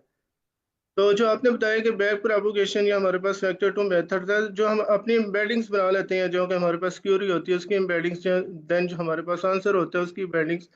तो उसके ऊपर हम जो हमारे पास एक दो और मेथड है कि वहीं पे जो हमारे पास वेक्टर्स के एम्बेडिंग्स बना लेते हैं हम, तो उसका हम नॉर्मलाइज कर लें, ठीक है। जब देन हम जो हमारे पास एक और फंक्शन है कोसाइन का, ठीक है, देन हम वेक्टर्स के ऊपर ये चेक करते हैं कि अगर दोनों वेक्टर्स क्लोज हैं, ठीक है, उनमें कितनी सिमिलरिटी है, तो उस बेस के ऊपर वो हमें आंसर दे देते हैं। तो एक मेथड वो भी था, मैं उसको ये जस्ट एक्सप्लेन करना चाह रहा था कि उस बेस सर। पे अच्छा, एम्बेडिंग्स। जी जी। जी जी जी, बोले आप। तो अगर जो वेक्टर्स जितने क्लोज होंगे उनकी एम्बेडिंग्स या जितनी भी उनमें सिमिलरिटी होगी, उसका कोसाइन थीटा अगर हमारे पास 1 आ जाता है, तो हम ये कह सकते हैं कि ये सिमिलर है, ठीक है। तो वो उस बेस पे हमें वो सिमिलरिटी दे देता है सिमेंटिक सर्च में। देन अगर वो वेक्टर्स दूर होंगे कोसाइन थीटा में, तो हमें वो आंसर मतलब कि वो उनमें डिसिमिलरिटी होगी, ठीक है। तो इस तरह से हम वो भी कर सकते हैं, अगर वो मेथड इजी होगा, या इसमें से आप इसको एक्सप्लेन करना चाह रहे हो कि मतलब कि ये इजी है या वो वाला इजी है, क्योंकि इसको मैं फर्स्ट टाइम देख रहा हूँ। जो आपने वर्ड टू वेक्टर की अभी बात की है, या बैक प्रोपगेशन में आपने देखा है मैंने।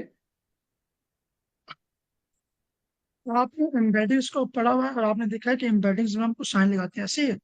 जी सर, बिल्कुल हाँ, उसमें हम यही है कि वेक्टर्स की जो सिमिलरिटी होती है हमारे पास, जो सिंटैक्स है या क्यूरी हमने दी है सिमेंटिक सर्च में, तो वो मॉडल उस बेस पे चेक करता है कि ये कितने सिमिलर है आपस में। मतलब जो क्यूरी, हाँ अगर मैं ये कहता हूँ कि गूगल के ऊपर पहले ये होता था ना हमारे पास कि हम अगर बैंक सर्च करते थे तो वो बैंक से रिलेटेड डिफरेंट इंफॉर्मेशन हमें दे देता था।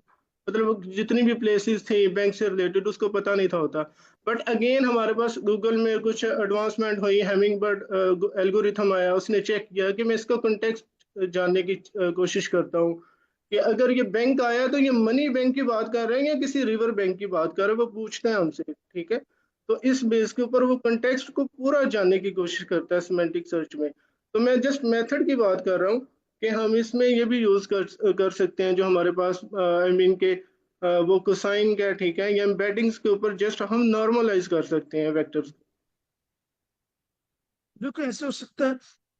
हम बच्चों को हम ये डिस्कस कर रहे हैं कि एम्बेडिंग्स जो है हम क्रिएट कैसे करते हैं, और फिर रैग्स पे बात आ जाएगी ना, जब आप दो एम्बेडिंग्स के अंदर जी जी, वेक्टर मैं बाइंडिंग के जिस अंदर तरह निकाल देते हैं इस इसमें। एक मेथड की बात कर रहा हूँ, जिस तरह मैंने वर्क किया हुआ है कि जैसे हम चैट जीपीटी को देते हैं तो हमें वो उसमें से आंसर देता है, डॉक्यूमेंट में से जो हमारी क्यूरी होती है उस बेस के ऊपर हमें वो सिमिलरिटी आंसर दे देता है, या क्वेश्चन अगर हमने पूछना होता है देन हमारे पास फॉर्म्स आ जाती हैं ना, सिमेंटिक सर्च में एसिमेट्रिक सर्च आ जाती है, देन सिमेट्रिक सर्च आ जाती है। जैसा कि अगर मुझे किसी क्वेश्चन की then I want to learn Python, वो सिमिलर मुझे एक कॉन्टेक्स्ट दे देगा, उससे रिलेटेड आर्टिकल्स दे देगा गूगल सर्च या चैट जीपीटी।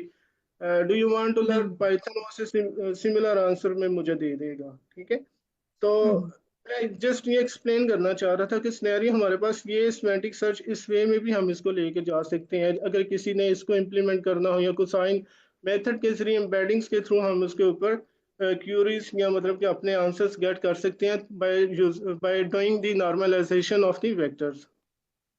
बिल्कुल ठीक है। बाकी ओवरऑल आप ठीक है, आपने बहुत अच्छे से एक्सप्लेन किया है ये जो हमारे पास आगे मेथड। मैं इनको जस्ट फर्स्ट टाइम देख रहा था, इसलिए मैंने जस्ट अपना जो मेरा एक्सपीरियंस है मैं उसको ऐड करना चाह रहा था कि इस तरह से राइट, हम हमारे पास वो चीज़ें वर्क करती हैं। Right sir. मेरे को सही है, इस तरह से इनपुट मिलती रहेगी ना तो हमें भी कुछ सीखने को मिल जाता है, क्योंकि सारा नॉलेज और बंदे के पास नहीं होता ना, राइट। जी जी, शुरू के मैं ऊपर जस्ट क्लोज। वो इजी वे था ना मेरे पास, अगर मैं अगर क्लास हुई इंशाल्लाह अगर फर्दर तो मैं उसमें जो मॉडल को मैंने उठाया हुआ है किस तरह से उसमें से एम्बेडिंग्स को मैंने इनपुट दी है, ठीक है, या उनके ऊपर ट्रेन करने की कोशिश की है। अगर मेरे पास एक रॉ डाटा है, ठीक है, क्यूरीज कहते हैं, उसके ऊपर जो मैंने सिमेंटिक सर्च को लगाया है कि इसमें से सिमिलरिटीज आ जाए मेरे पास, या मतलब कि मैं अगर क्वेश्चन पूछ रहा हूँ तो मुझे उससे रिलेटेड आंसर्स मिल जाए। ठीक है, तो मैं इसको एक्सप्लेन करूंगा फर्दर अगर टाइम मिला नेक्स्ट मंडे से अगर हुई क्लास, तो इंशाल्लाह इसके ऊपर थोड़ी सी इसको डिस्कस कर लेंगे। वो मुझे इजी लग रहा था मेथड। जी जी। नहीं, मंडे से क्लास नहीं होगी, ये सिर्फ वीकेंड बेस पे, सर सैटरडे संडे। सर वो ठीक हो गया, सैटरडे संडे, ओके सर, ठीक ओके, है, ऑलराइट। हाँ सर जी, ताकि जी सबको जी। आसानी रहे, सारे आ सके, इसलिए मैंने सजेशन दिया। जी सर, आप ओके, कंटिन्यू कर। हाँ जी। अच्छा, यहाँ पर खमीर सर खालिद का सवाल था, वो पूछ रहे थे कि हमें कैसे पता लगता है कि, सर सवाल अगेन रिपीट करेंगे, और मजलिस निकल गया सर। सर यही बात के जिस तरह एम्बेडिंग्स होती है, अब सिमिलरिटी सर्च की बात आ गई, तो लाइक और लव्स लव्स है, या क्वीन और फीमेल है, या बॉय और किंग है, तो एलएलएम्स को किस तरह पता चलता है कि बॉय और किंग को हमने इस तरह एम्बेडिंग्स बनानी है कि उसमें सिमिलरिटी सर्च आ जाए और उसमें जो कोसाइन एंगल है वो कम से कम आ जाए। तो ये एलएलएम्स को किस तरह, ये एम्बेडिंग्स किस बेस पे वो बनाता है? मतलब एम्बेडिंग्स वही होते हैं ना कि हमारे पास जो अगर हमारे पास ये सेंटेंस है दिस, तो दिस को इसने इस नंबर में किस तरह कन्वर्ट कर दिया, ये यही मेरा क्वेश्चन है। अच्छा, इसको किस तरह से पता लगता है कि ये दो वर्ड्स जो हैं वो रिजेंबल। अच्छा, होता क्या है कि जब आप मैं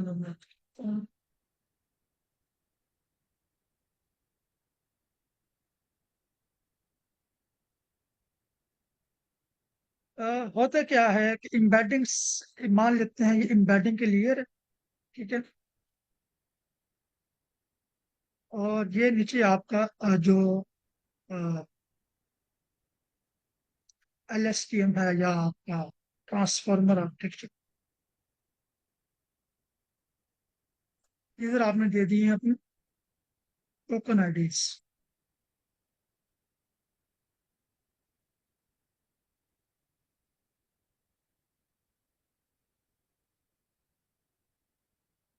ये जो एम्बेडिंग है ना, उसे कैसे पता लगता है, ये उसकी ट्रेनिंग का पार्ट है, ठीक है। ये आप ऐसे, आप अगर मुझसे पूछे हैं, या मैं, चलो मैं आपसे एक सवाल पूछता हूँ। आपने अगर डीप करने के बारे में पढ़ा और आर्टिफिशियल न्यूरल नेटवर्क्स के बारे में पढ़ा, आप इनपुट देते हैं और उसकी एक आउटपुट आती है, एट द एंड वो मॉडल ट्रेन होता है। अगर आपसे कोई पूछे कि ये मॉडल कैसे बता पा रहा है कि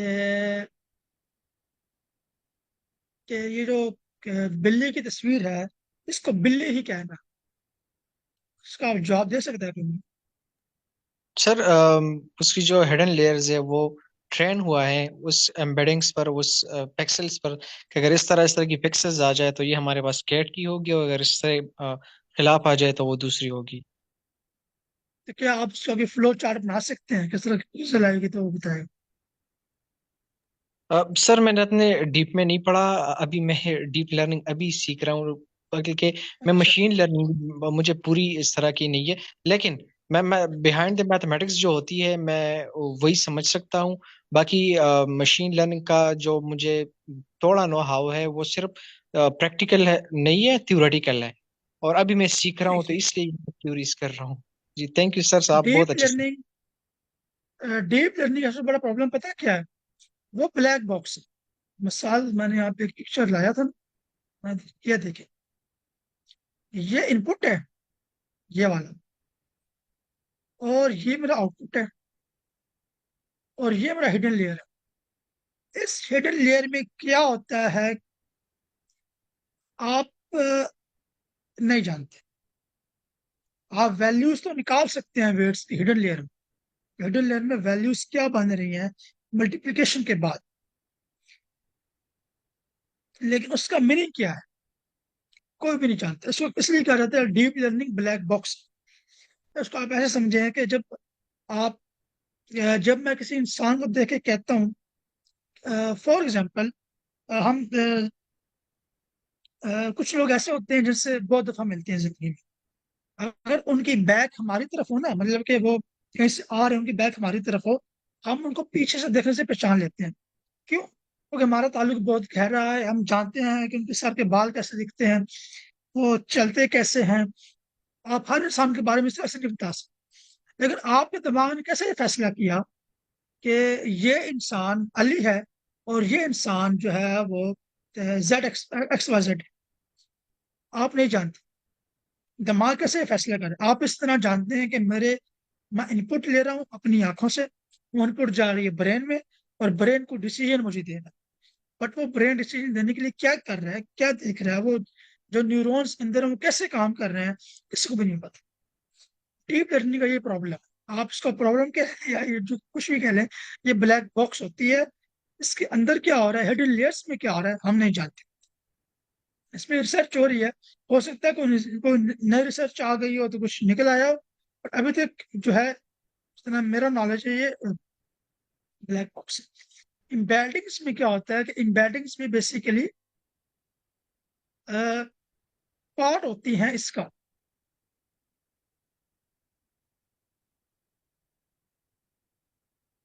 एम्बेडिंग्स डीप लर्निंग मॉडल का पार्ट होती है। ठीक है, वो कैसे इसको अंडरस्टैंड कर रहा है, वो हमें खाली पता होता है। हाँ, हमारे पास कुछ टेक्निक्स हैं जिनके जरिए से हम इस एम्बेडिंग वेक्टर को मजीद बेहतर बनाते हैं। इसके अंदर पोजिशनल एम्बेडिंग है। ठीक है, यहाँ पे आप देखेंगे तो टोकन एम्बेडिंग, वो एम्बेडिंग से हम बात कर रहे हैं, बट फिर यहाँ पे पोजिशनल एम्बेडिंग आ जाती है, वो प्लस होती है, और फिर आपके पास फाइनल एम्बेडिंग आती है। इसके ऊपर भी हमारे पास कॉन्सेप्ट है, क्या कहते हैं, अटेंशन मैकेनिज्म है, ये सेल्फ अटेंशन है, मल्टी हेड अटेंशन है, बट वो इस कोर्स का पार्ट नहीं है। बट ये सब कुछ इस किताब के अंदर लिखा हुआ है, और काफी बेहतरीन किताब है, कोई पढ़ना चाहे ना तो काफी कुछ मिल जाता है इसमें से। अच्छा, ये मॉडल हमारा ट्रेन हो गया, हमारे पास टाइम भी कम है। इसको हम देखते हैं। जी मैम हमारी। जी सर। सर ये था ना कि इसमें ये कि पोजिशनल इनकोडिंग जो होती है इसमें ना ऑर्डर मेंटेन होता है and context of sentence maintain होता है। तो वो मतलब कि ना हर वर्ड को ना उसकी ना ऑर्डर वाइज मेंटेन कर रहा होता है, और ना साथ में ना हम पूरे सेंटेंस का ना कॉन्टेक्स्ट भी देखते हैं। तो वो फिर ना मतलब पोजिशनल इनकोडिंग के थ्रू जो है ना हमारा एल्गोरिथम वो देखता है कि ना किस वर्ड का क्या मतलब कि ना ऑर्डर था। तो या मतलब कि ना जो अगर जैसे ना कोई भी पर्सन है तो वो किस वर्ड का ना कौन सा ऑर्डर है, तो वो उस ऑर्डर के लिहाज से चलता है हमारे पास। तो ये मैं ऐड बिल्कुल करना सही कह रही चाहती हैं थी आप। थोड़ा। जी। थैंक यू, बिल्कुल सही कह रही हैं। अच्छा, हम इस पे आते हैं। ये वर्ड टू वेक मॉडल है जो कि गूगल ने ट्रेन किया हुआ है, और इसके डायमेंशन हैं वो 300 है। 300 डायमेंशन का मतलब ये है कि जैसे मैंने डब्ल्यू वी मैन निकाला है, और इसका मैं साइज आपके सामने रखूँ।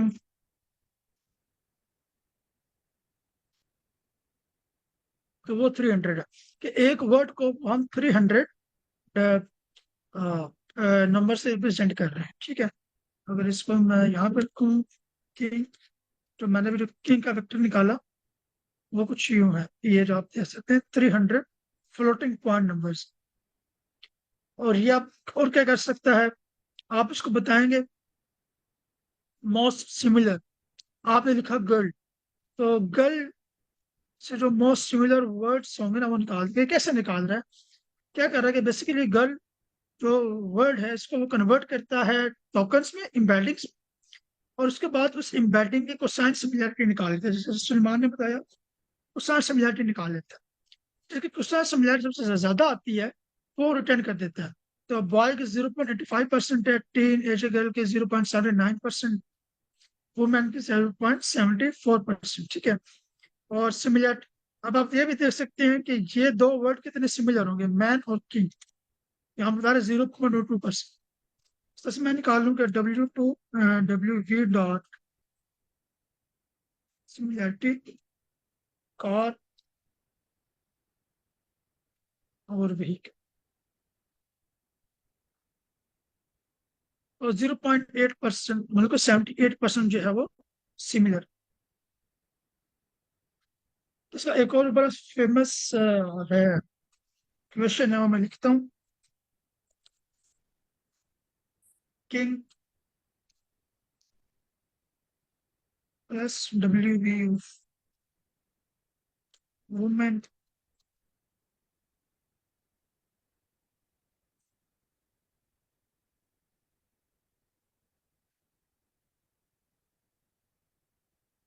तो ये आपके पास इसका जो एम्बेडिंग वेक्टर है, इसका एम्बेडिंग वेक्टर, इसका एम्बेडिंग वेक्टर निकाल लेने से ये आपके पास आंसर आया। बट ये बेसिकली है क्या, इसको हम चेक करते हैं।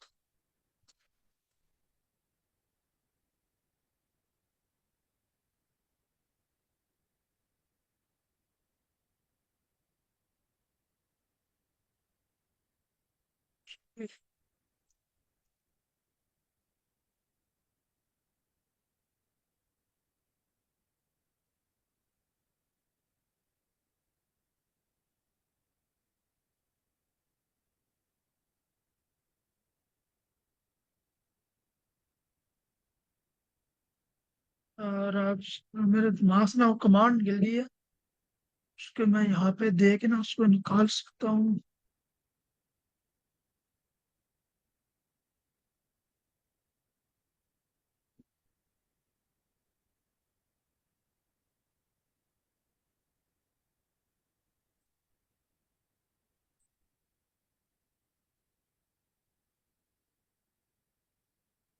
ये ले। ये WP king plus this and this, जो भी वेक्टर आएगा वो किसके सिमिलर है, वो किंग के, क्वीन के, मोनार्क के और प्रिंसेस के सिमिलर है। बट मैं चूंकि ये निकालना चाह रहा हूँ कि ये वेक्टर है कौन सा।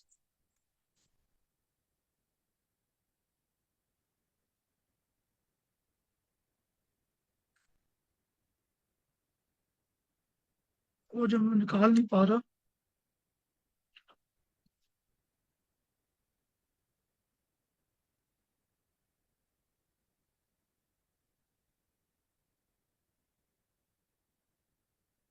चाहे किसी का क्वेश्चन है मेन टाइम में आप पूछ लें, मैं इसकी देख लेता हूँ सारी जो।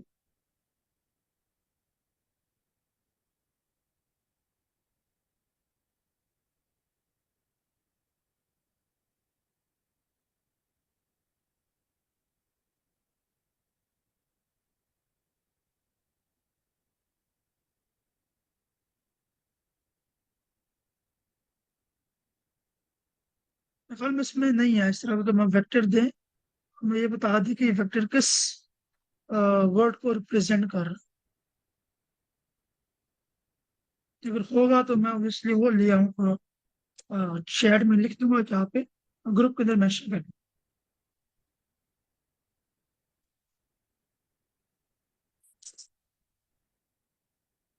सर कोई क्वेश्चन है तो पूछ लें आप लोग।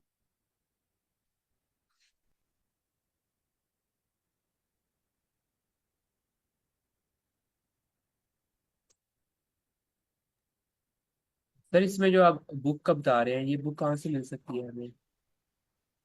अ, ये बुक मैं ना आपको जो ड्राइव में जाकर शेयर कर दूंगा। असल में ये बुक रिसेंटली रिलीज हुई थी, तो मैंने किसी इंडियन से मंगवाई थी कि भाई यहाँ तो मिलती नहीं है पाकिस्तान में, तो दूसरा फ्री वर्जन भी नहीं मिल रहा था मुझे, तो मैं जो है ना ड्राइव में डालकर आपको शेयर करूंगा ये।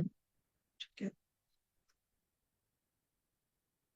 हमने आज ये करना था।